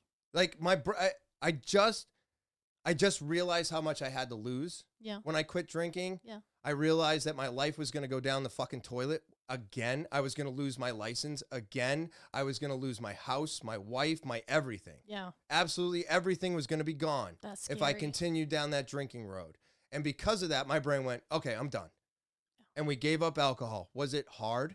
Was I counting minutes? Was I counting hours? Was I counting days? I'm still counting every day. Yeah. Every day. It'll never go away. I will always be in a battle with alcohol. Yeah. But quitting vaping is so hard. There's so much more involved in it. Mm-hmm. A couple things that I noticed that I didn't enjoy anymore when I quit drinking was like camping, fires, and certain things outside did not have my interest anymore. Is that because they were always tied with drinking? Okay, gotcha. So again, those social cues and habits are very strong. It's like I got the fire pit out, and for 6 years now, barely ever go out to the fire anymore. Yeah.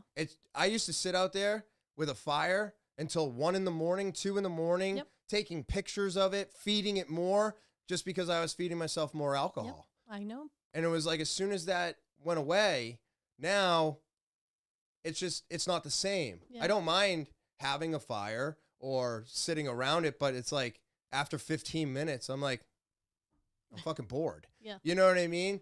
So like, but with smoking and vaping, it's from my morning coffee to every drive to work breaks, everything all fucking day, we tie it together. Yeah.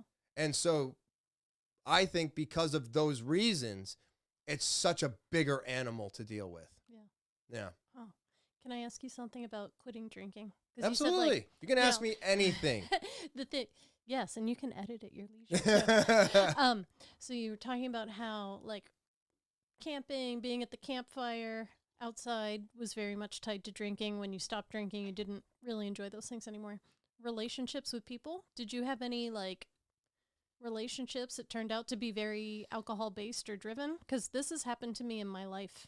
So I'm wondering if this has happened to other people. Like some people you can't be friends with anymore because you found out that you only enjoy drinking with them.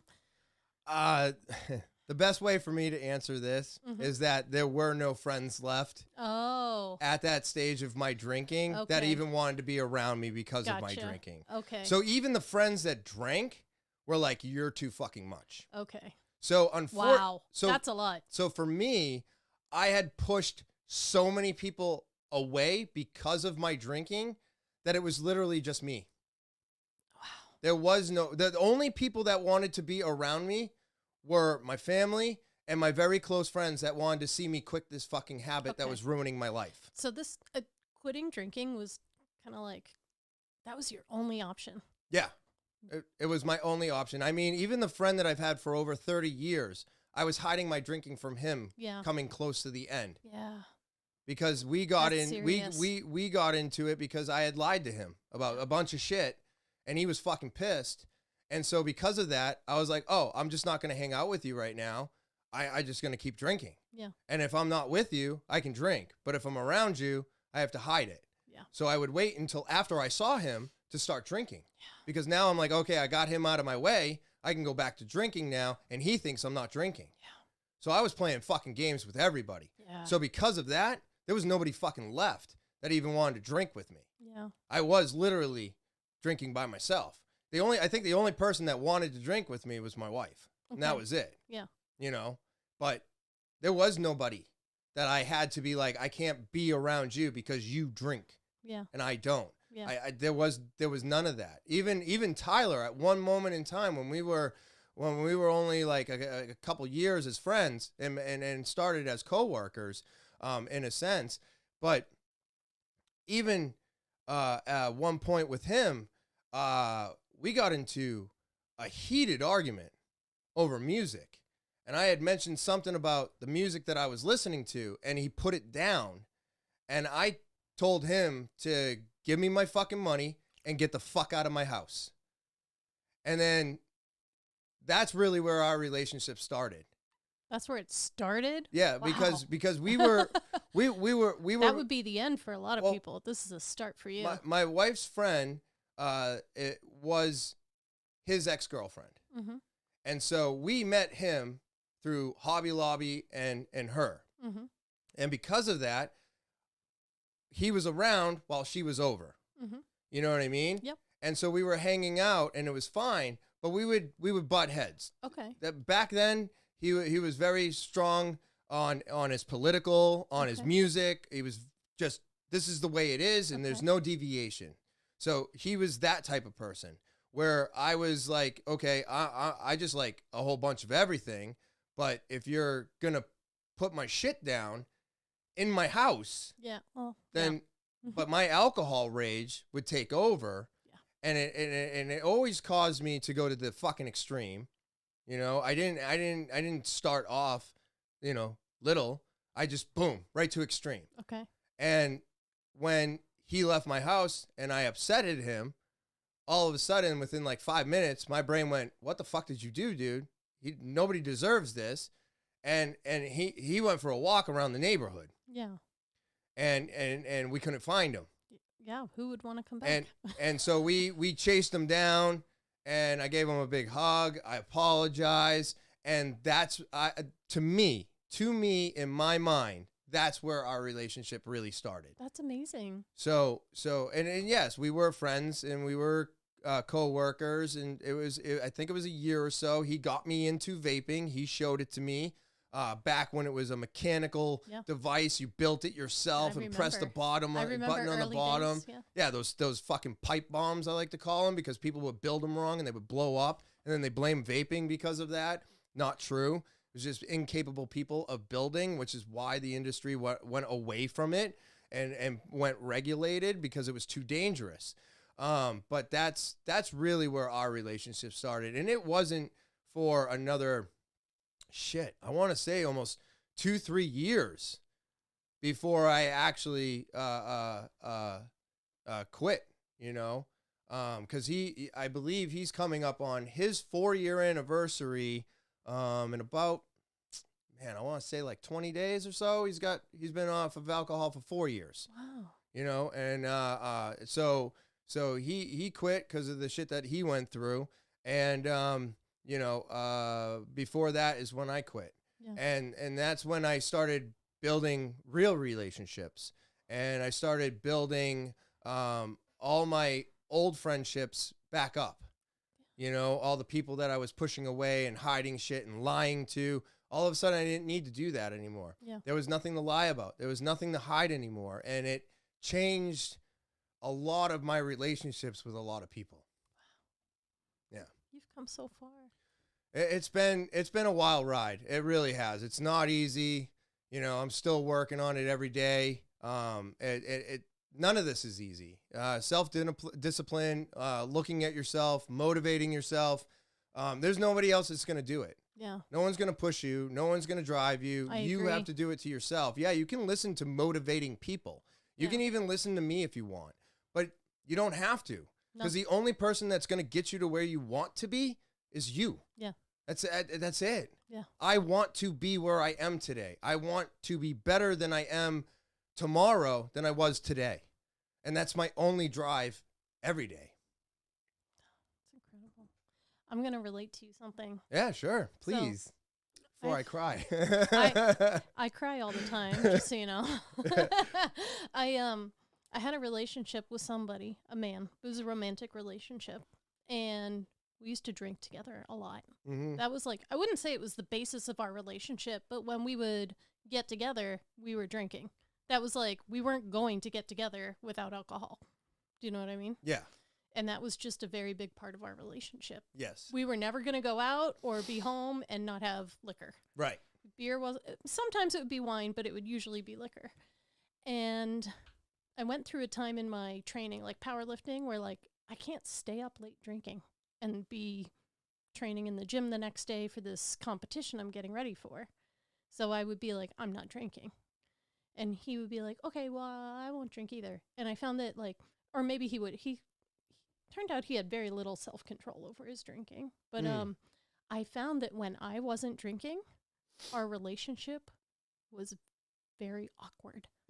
Yes. That we both needed to be drinking to have those fun times together and like really like let our guard down.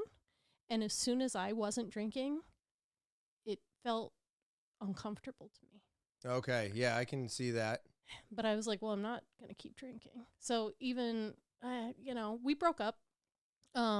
We've done some on again, off again. But it was like, if I didn't want to be in a relationship that had to be predicated on inebriation.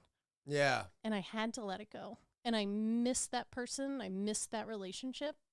But I don't, when I have to be honest with myself, like, if we have to be drunk to like really have a great time together, then there's something wrong with that relationship. I believe you are correct. Yeah. Yes. So that helps me to let it go. Interesting. I like that. Yeah. I like that a lot. Yeah. See, for me, when I quit drinking, my wife still hasn't. Yes. So, and I go back to,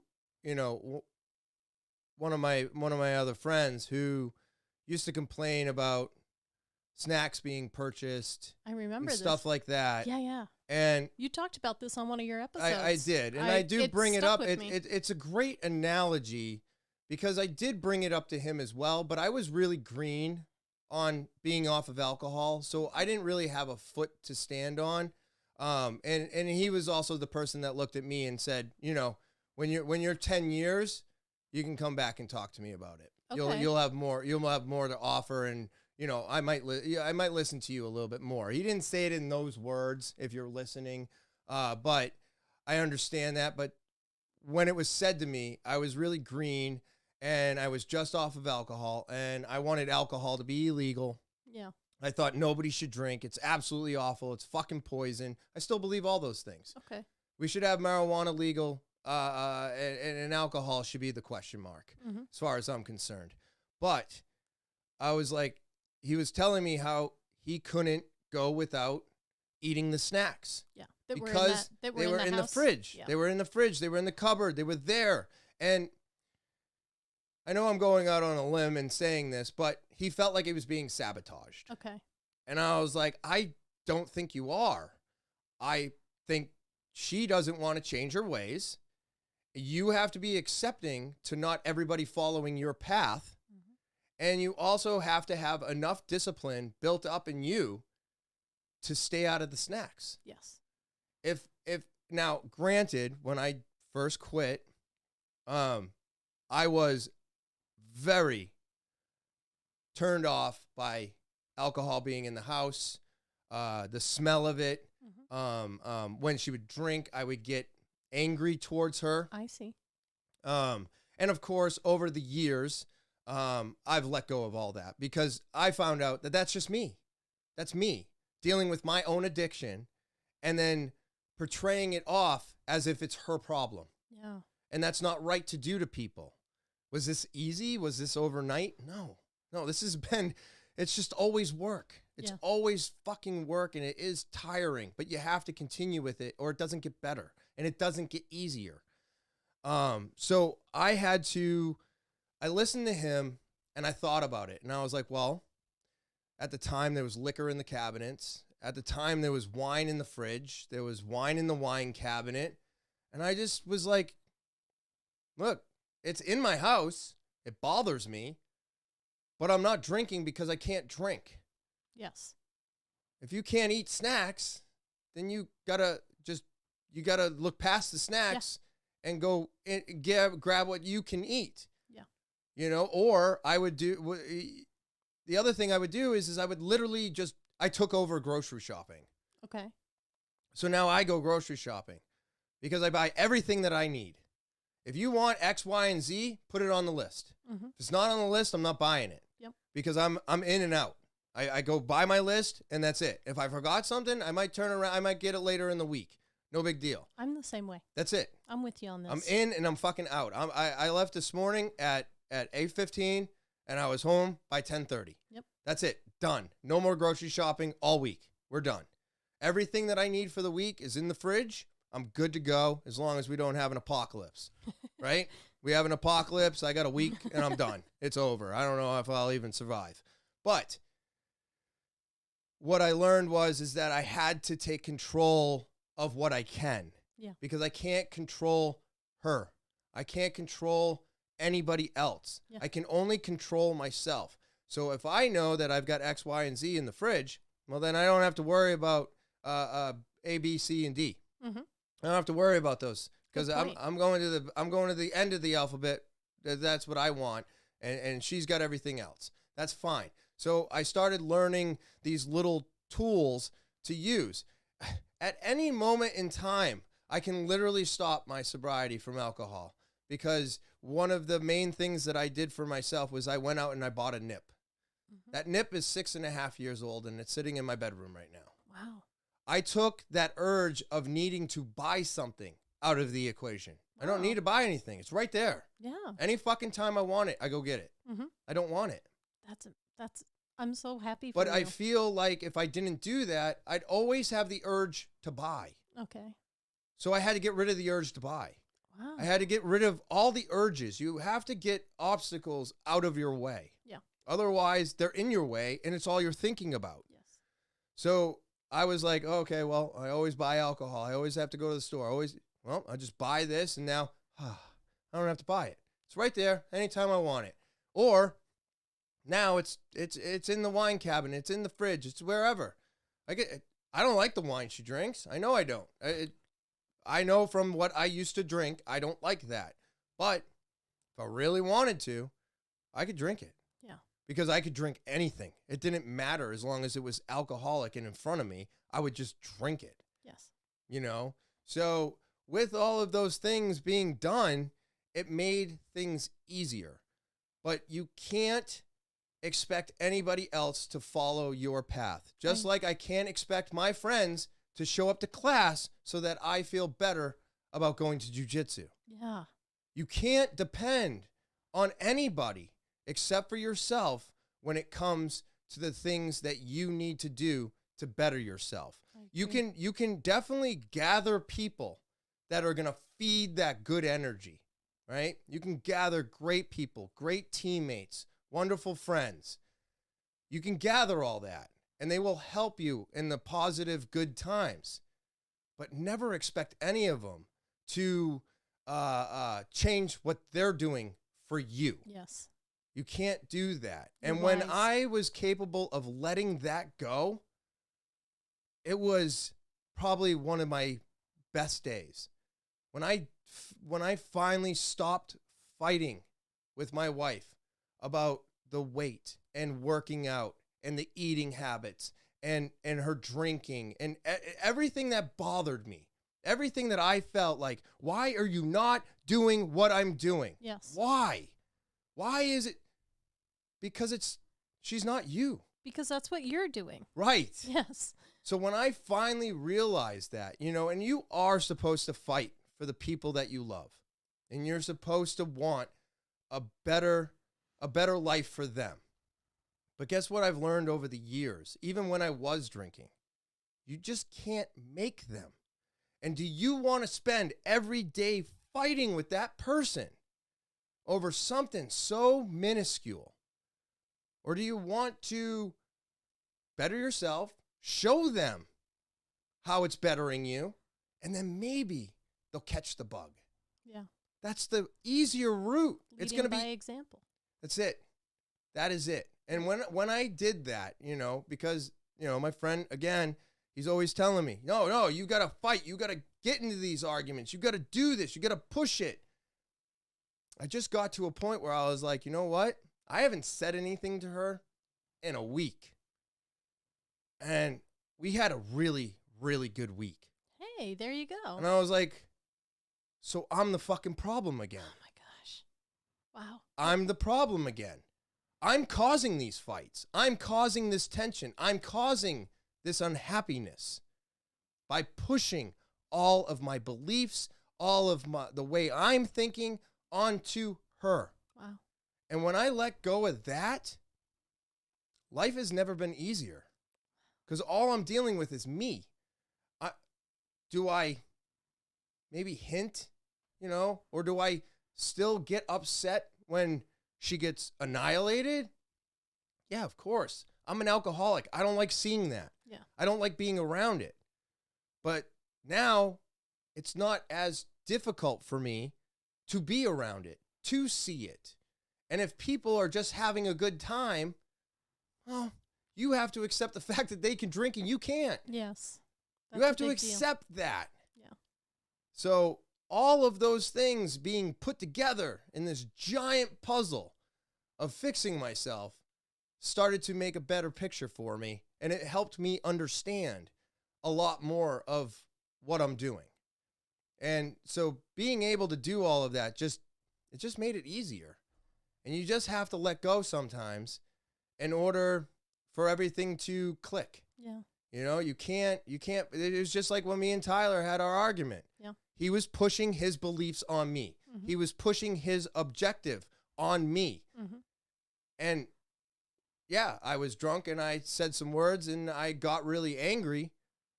But that's exactly what I was doing to my wife when I stopped drinking or when I was working out or when I was doing the same thing to her. Yeah. And we do it to other people. Of course. We all do it. We just have to realize we're doing it and then stand back and pretend you're that person. And you tell me how you feel after you tell yourself, so you need to lose weight, go through the fucking list that you just threw at their face. Yeah. And tell me how you feel about it. Because I'm telling you right now, if you realized what you were telling them and how they actually felt about what you're telling them, you would realize that you're in the wrong too. Yeah. And it just doesn't come easy. It doesn't come easy. When realizing what you're doing, even though you're trying to do the right thing in the wrong way, Oh. it's still the wrong thing to do. Yeah. I'm with you on that. So. Wow. You've come so far. But, I've always known you as Topher and Right. the sober guy. And, Yeah. seems to me like you're doing great. Yeah, I'm trying to do better. I'm trying to do better every day. I don't think I'm doing great, but I know I'm doing better than I was. Yeah. Yeah, I can't put myself up on a pedestal. I'm not doing that. No, I'm saying you're doing great. I know. And I appreciate that. I really, really do. What else you got for me? So, let's see, which episode did you release last week? Like what number are you at for episodes? 100 and what? 59 was released last week. 159. Yes. When you started, did you ever think you'd get this far? Was No. that your goal?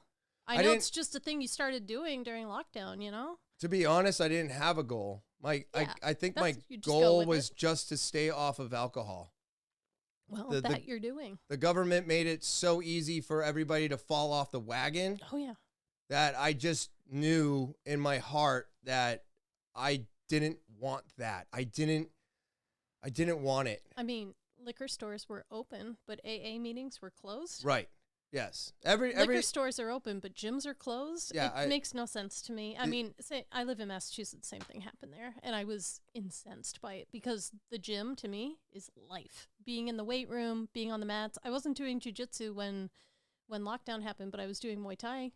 Oh, right. We couldn't do Muay Thai, Nope. so we were like on Zoom, whatever. You did but, the like, Zoom we did classes too? Zoom, Yes. so I wasn't actually like for a while I wasn't hitting anything until the weather got nice and I hung my bag up outside. But yeah, that was really tough. But you don't like compliments. That's fine. It's Okay, fine. I'm trying to get used to them. Compliment loading. You've been warned. So when I did an episode with you last year, and one of the great things about having guests is all of your guests are going to go and share that episode. So you're going to get new viewers that you never had before, right? Right. So like count on all of my friends and family to go and watch the episode that I was on. And so there were a couple people in my life, friends and family, who listened, who, never knew you or never knew that your podcast existed.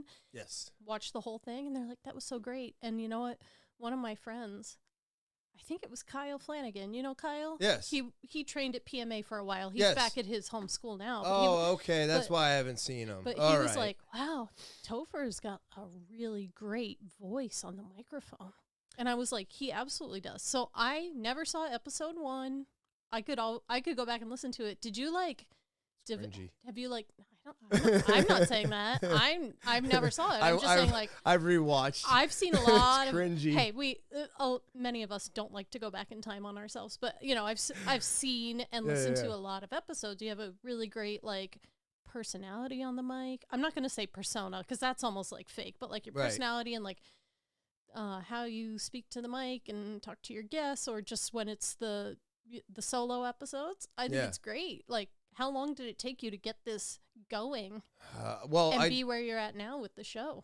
It was one of the things that really started getting me excited was obviously my first couple subscribers. Mm-hmm. One wanted it, never thought it was going to happen. I've been told many times that I have a radio voice. You're doing amazing on the mic. I have no fucking idea what that means, but I was like, okay. And then Bill from PMA, we were locked down, and he told me, I got a mic. Do you want it? We're not doing our podcast anymore. They used to do the Arcade Bros, which I believe is still up, but they haven't added anything in years. And he was like, you can have my USB mic, give it a shot. Mm-hmm. And so I gave it a shot, and I was extremely quiet. I didn't know what I was doing. The amount of ums, ahs, and stuttering in between have drastically decreased. But as I say that, I do it all over again, right? I do it too. Yeah, I think we all do it. It's just like filler. But what I would get it was something that took time, and it took a lot of time. I was doing it in my living room, when nobody's home. Yeah. Nobody can hear me, not even my wife. No one listening. There was no editing. The first 3 episodes, there was no editing. Single take. The first episode doesn't even have an intro. It was until episode 2 I started with a countdown. And then when I realized that people were editing, and I was like, what is this? That's when the game really changed for me, because I realized I could say whatever the fuck I want. Mm-hmm. And if I didn't like it, I just cut it out. Yeah. So once I started getting into that, I was like, oh, okay, this is a little bit more enjoyable. I was like, maybe I can cut some of the fat out. I didn't even know what fat was at that time. I do have to say the last couple episodes that were probably 56, 43, and 51 minutes long, when I recorded those, they were almost an hour and a half. Okay. So I've gotten really good at cutting out a lot of the stupid shit that I say and the rambling I do, because I go off about weird.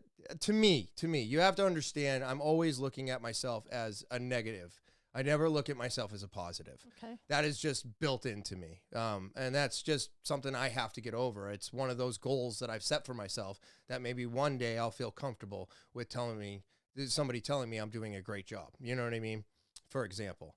So I'm working on that, because I want to be able to take compliments like I take yelling and screaming so easily. I don't know what it is about feeling more comfortable with that.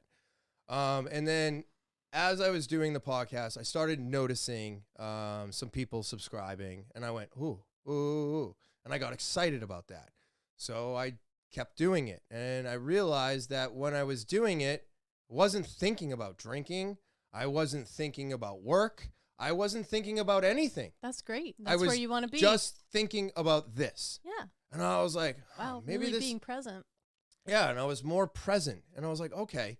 And then that's when I got a little bit of a bug, and I went, I'm really enjoying this. I really hate the fucking background downstairs. I hate being downstairs, because at one moment in time, they were sending people home from work when they, if anybody even had the sniffles, or there was walkthrough stations to check to see if you had a fucking fever. Yep. And so my wife was constantly being sent home. Walmart was like, yep, you were possibly around this person. Yep.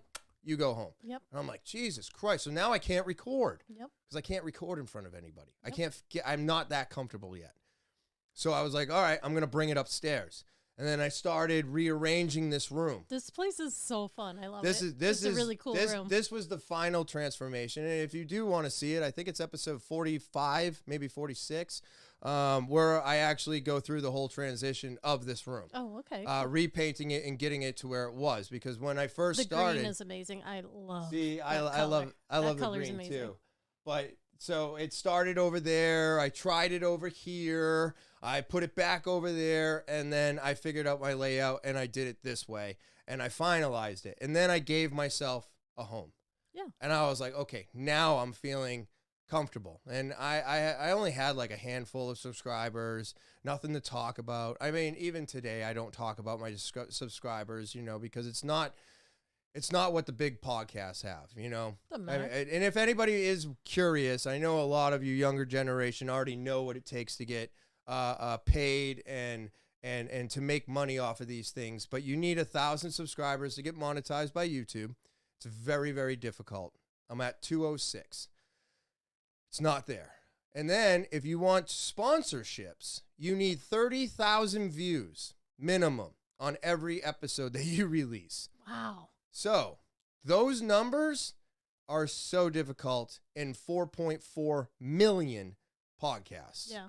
With 500,000 coming out every year. But those aren't your goals anyway. Those your are goals not to make my money. goals, but it definitely not. Yeah. If I could make money, I would love to. Of course. Anything that we're passionate about, we always want to make money from. Unfortunately, that is the commercial world. That's where we're at. But I started just getting into more and more things. I started doing 420 episodes and getting comfortable smoking and getting high on the podcast. And, and then I after the first, because this is season 4. So after the first year, was it the first year? I think it was the first year, right? Because you were on a year ago. No. So it was 2 years. So it was 2 years before I even thought about having somebody else on with me. Who was your first guest? Rick. Yeah, I thought it was. It was Rick. Yep. And that's what really kicked it off. I was like, you know what? I'm feeling comfortable doing this. I'm having fun. I'm not drinking. I feel like every time I come on, my vocabulary gets a little bit better. My stuttering slows down a little bit. If anything, I've learned more by doing this than I did my entire time drinking. You know what I mean? Because my brain's retaining stuff. I'm having fun. I'm finding out that I have an opinion, because everybody's always told me, what's your opinion? I don't have an opinion. I never had an opinion about anything. Now I have all kinds of opinions. Yeah. I have a thought process. I think about things. I feel certain ways about things. And I was starting to express those. And then I got up the guts after the second season to just say, all right, I'm going to try and have guests on. Yeah. And I asked Rick, and he was like, yes. And I was like, nobody's ever going to come to my house. I'm going to have to travel with this thing. And I had no idea how to put together a traveling podcast. And then Rick was like, no, I'll come on. Yeah. And I was like, you've had so many people in here. But I never thought that this was something that was going to be. Yeah. And I was like, I had Rick on. Super nervous. Wish I asked so many more different questions. Get him to come back then. I will. But I just tore that episode apart myself. But the one thing I told myself is I'm not going to edit my guest episodes. That is not a place for editing. Oh. Every mistake is allowed. Everything, because that breaks the conversation. I didn't have capability, and even though I'm not using it today, because I think enough of you have seen my face on camera by now, by itself, that you kind of got to, you know what I mean? I don't need another camera on me while we're both talking. So I was like, okay, I don't have multicam. I'm only doing one shot. We're doing this. And I was like, okay, now I need to start figuring out multicam. I need to start expanding on this. When I'm having a guest on, I need to prepare. So I started preparing my episodes. And then I started upgrading my thumbnails. And then I got thumbnails. I didn't even know what that was. Yep. You were one of the first thumbnails I started doing, and that's why it looks the way it does, and that's why when you see the new thumbnails, they're so different. I'm integrating, I'm giving them levels, and just changing it, making sure it's not the same face, every single one of them, making sure it's always changing because of the algorithm. You know, you're always trying to find your way into that. Oh, yeah. Can I use this keyword? Will that get me somewhere? All of that is so tiring. I say, fuck it, don't do it. Yeah. Don't. That's a full-time job. It's ridiculous. If you can find somebody or you know how to maneuver the algorithm, good for you. I don't. I gave up on that. I will do little things to try and make it pop if it winds up in the feed or whatever. But other than that, I'm not doing like major descriptions anymore. I gave up on a lot of that stuff because I started putting so much effort into the actual editing process to now what I know is fat to get rid of it. Okay. So I spend more time tightening up a solo episode and less time on describing it to everybody. Okay. Which is why I started doing timestamps. You're really optimized. Yeah, I've been trying to, and this is all self-taught over the last 3 years. But when I started seeing more subscribers from having guests on, I went, oh, well, this is very interesting. So people might want to hear what I have to say, but people really want to hear what other people have to say. And I was like, okay, so I did my first one, and then I think Lucas was my second. Mm-hmm. Or no, maybe it was Kevin. I think it was Kevin Freeman. And if you haven't checked out his music, you should. It's on Spotify.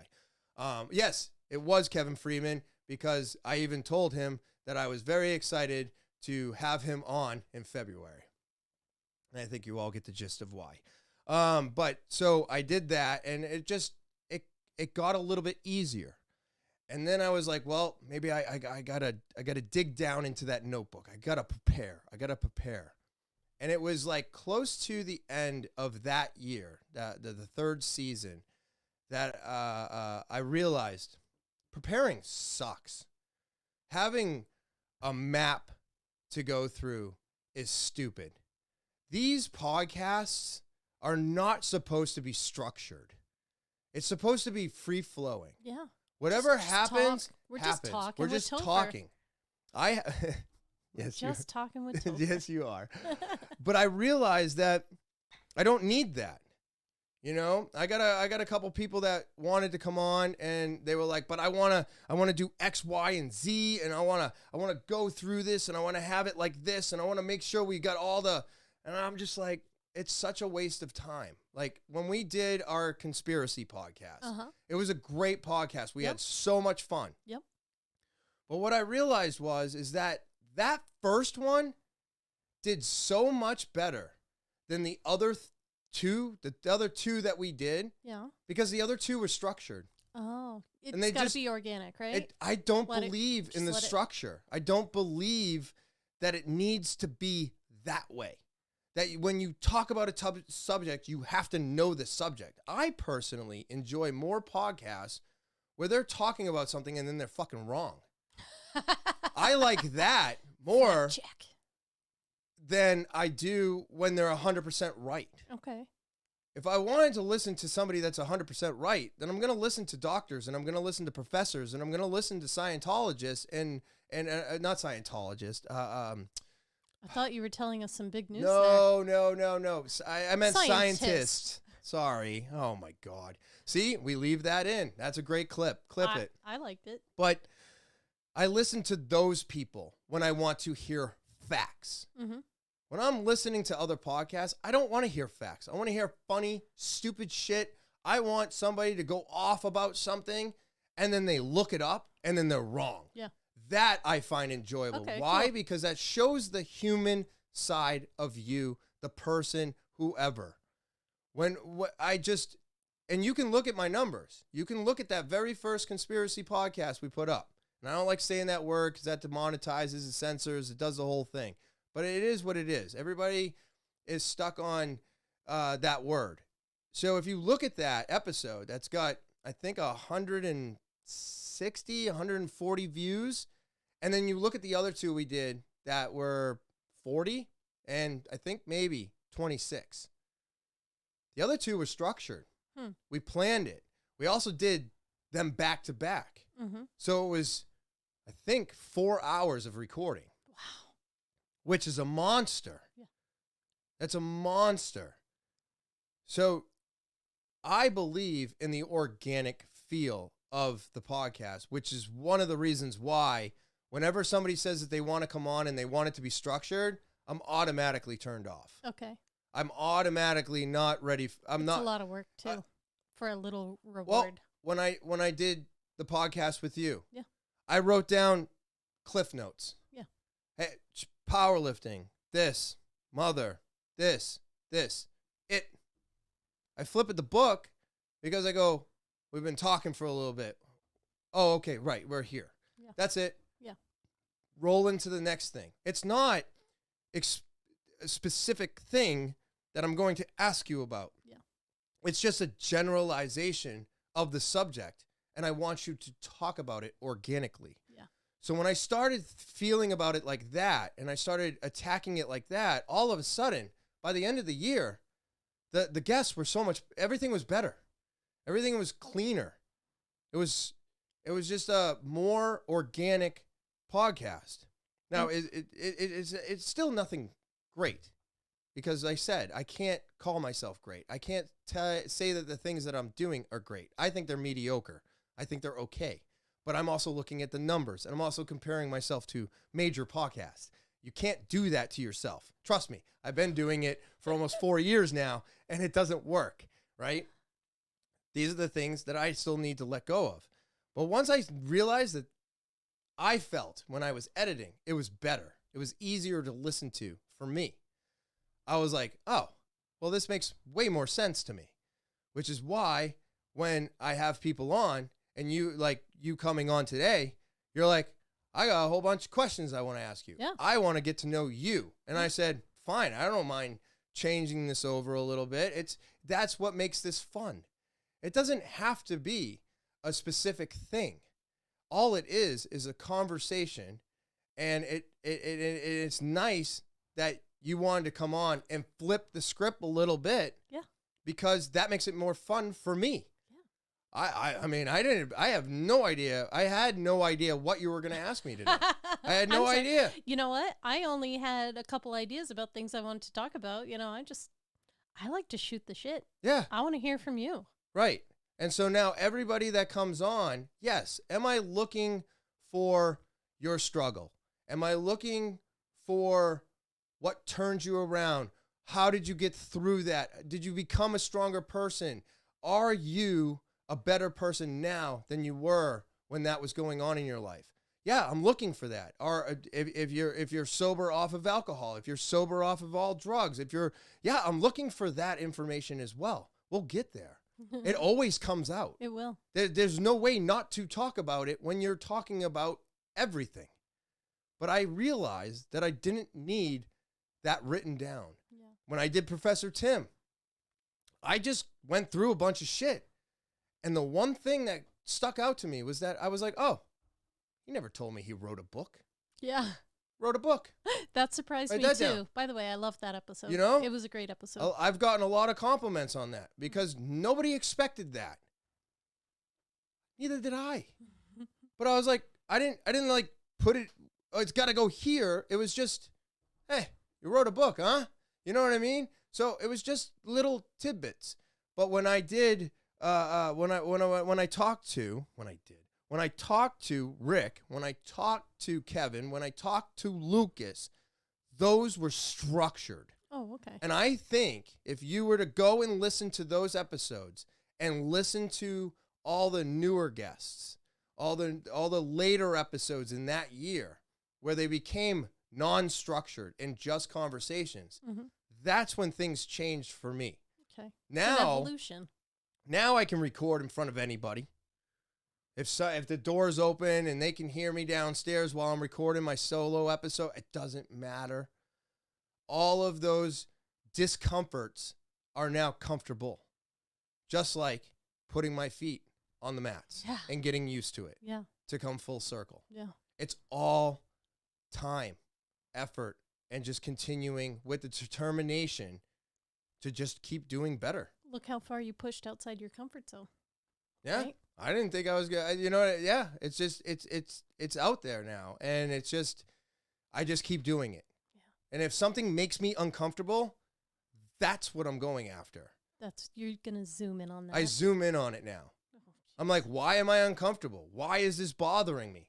Fucking figure it out. Yeah. Sometimes I need to get high to do it. Sometimes I eat mushrooms to figure it out. I don't recommend everybody doing it this way. It's not for me. But it's what works for me, right? I have certain things that I like to do. And, you know, the other thing that really gets me going about this podcast and keeps me coming back is the little nuggets that I get. Mm-hmm. You know, I released last week's episode. I cut my clip, and then I took my clip and I turned it into a short. Mm-hmm. And before I went to bed, there was 836 there you go. Views on the short. A couple comments. One guy said that I ate all the mushrooms. Another person said, bro, you've got to be kidding me. Like, this is complete horse shit. You can believe what you want. That's what we're all here for. That's what social media is. But I love all of those compliments because it's just interaction. You're popping my shit, bro. Yeah. Whether you're being negative or positive. Mm-hmm. I've gotten through the, why you say these things. Nah, fuck it. Negative, positive, doesn't matter. You're popping my shit. Mm-hmm. I don't care. That video wound up with 1,240 views, and I got 4 subscribers out of it. Wow, way to go. So, yeah, I eat all the mushrooms. Hey, that's it. Do it. Hey, and I love the clips and the shorts. I think they're really fun. They are fun. And, you know, just like snackable kind of stuff. It took weeks before I released another one. Yeah. You know, I think it was almost 2 months before I released a short again. And I was like, let me see if I can cut a clip into a short and see if it will do anything. Mm-hmm. And that happened. And I was like, well, see, there's the bug again. I don't have to be sponsored. And I do have a sponsor. Slowdown is my sponsor. Yes. I don't want to forget about them. I don't. But are they paying me? Only in clothing once a year. Yeah. And it's nothing giant. But you know what? They're still sponsoring me. It's still fun.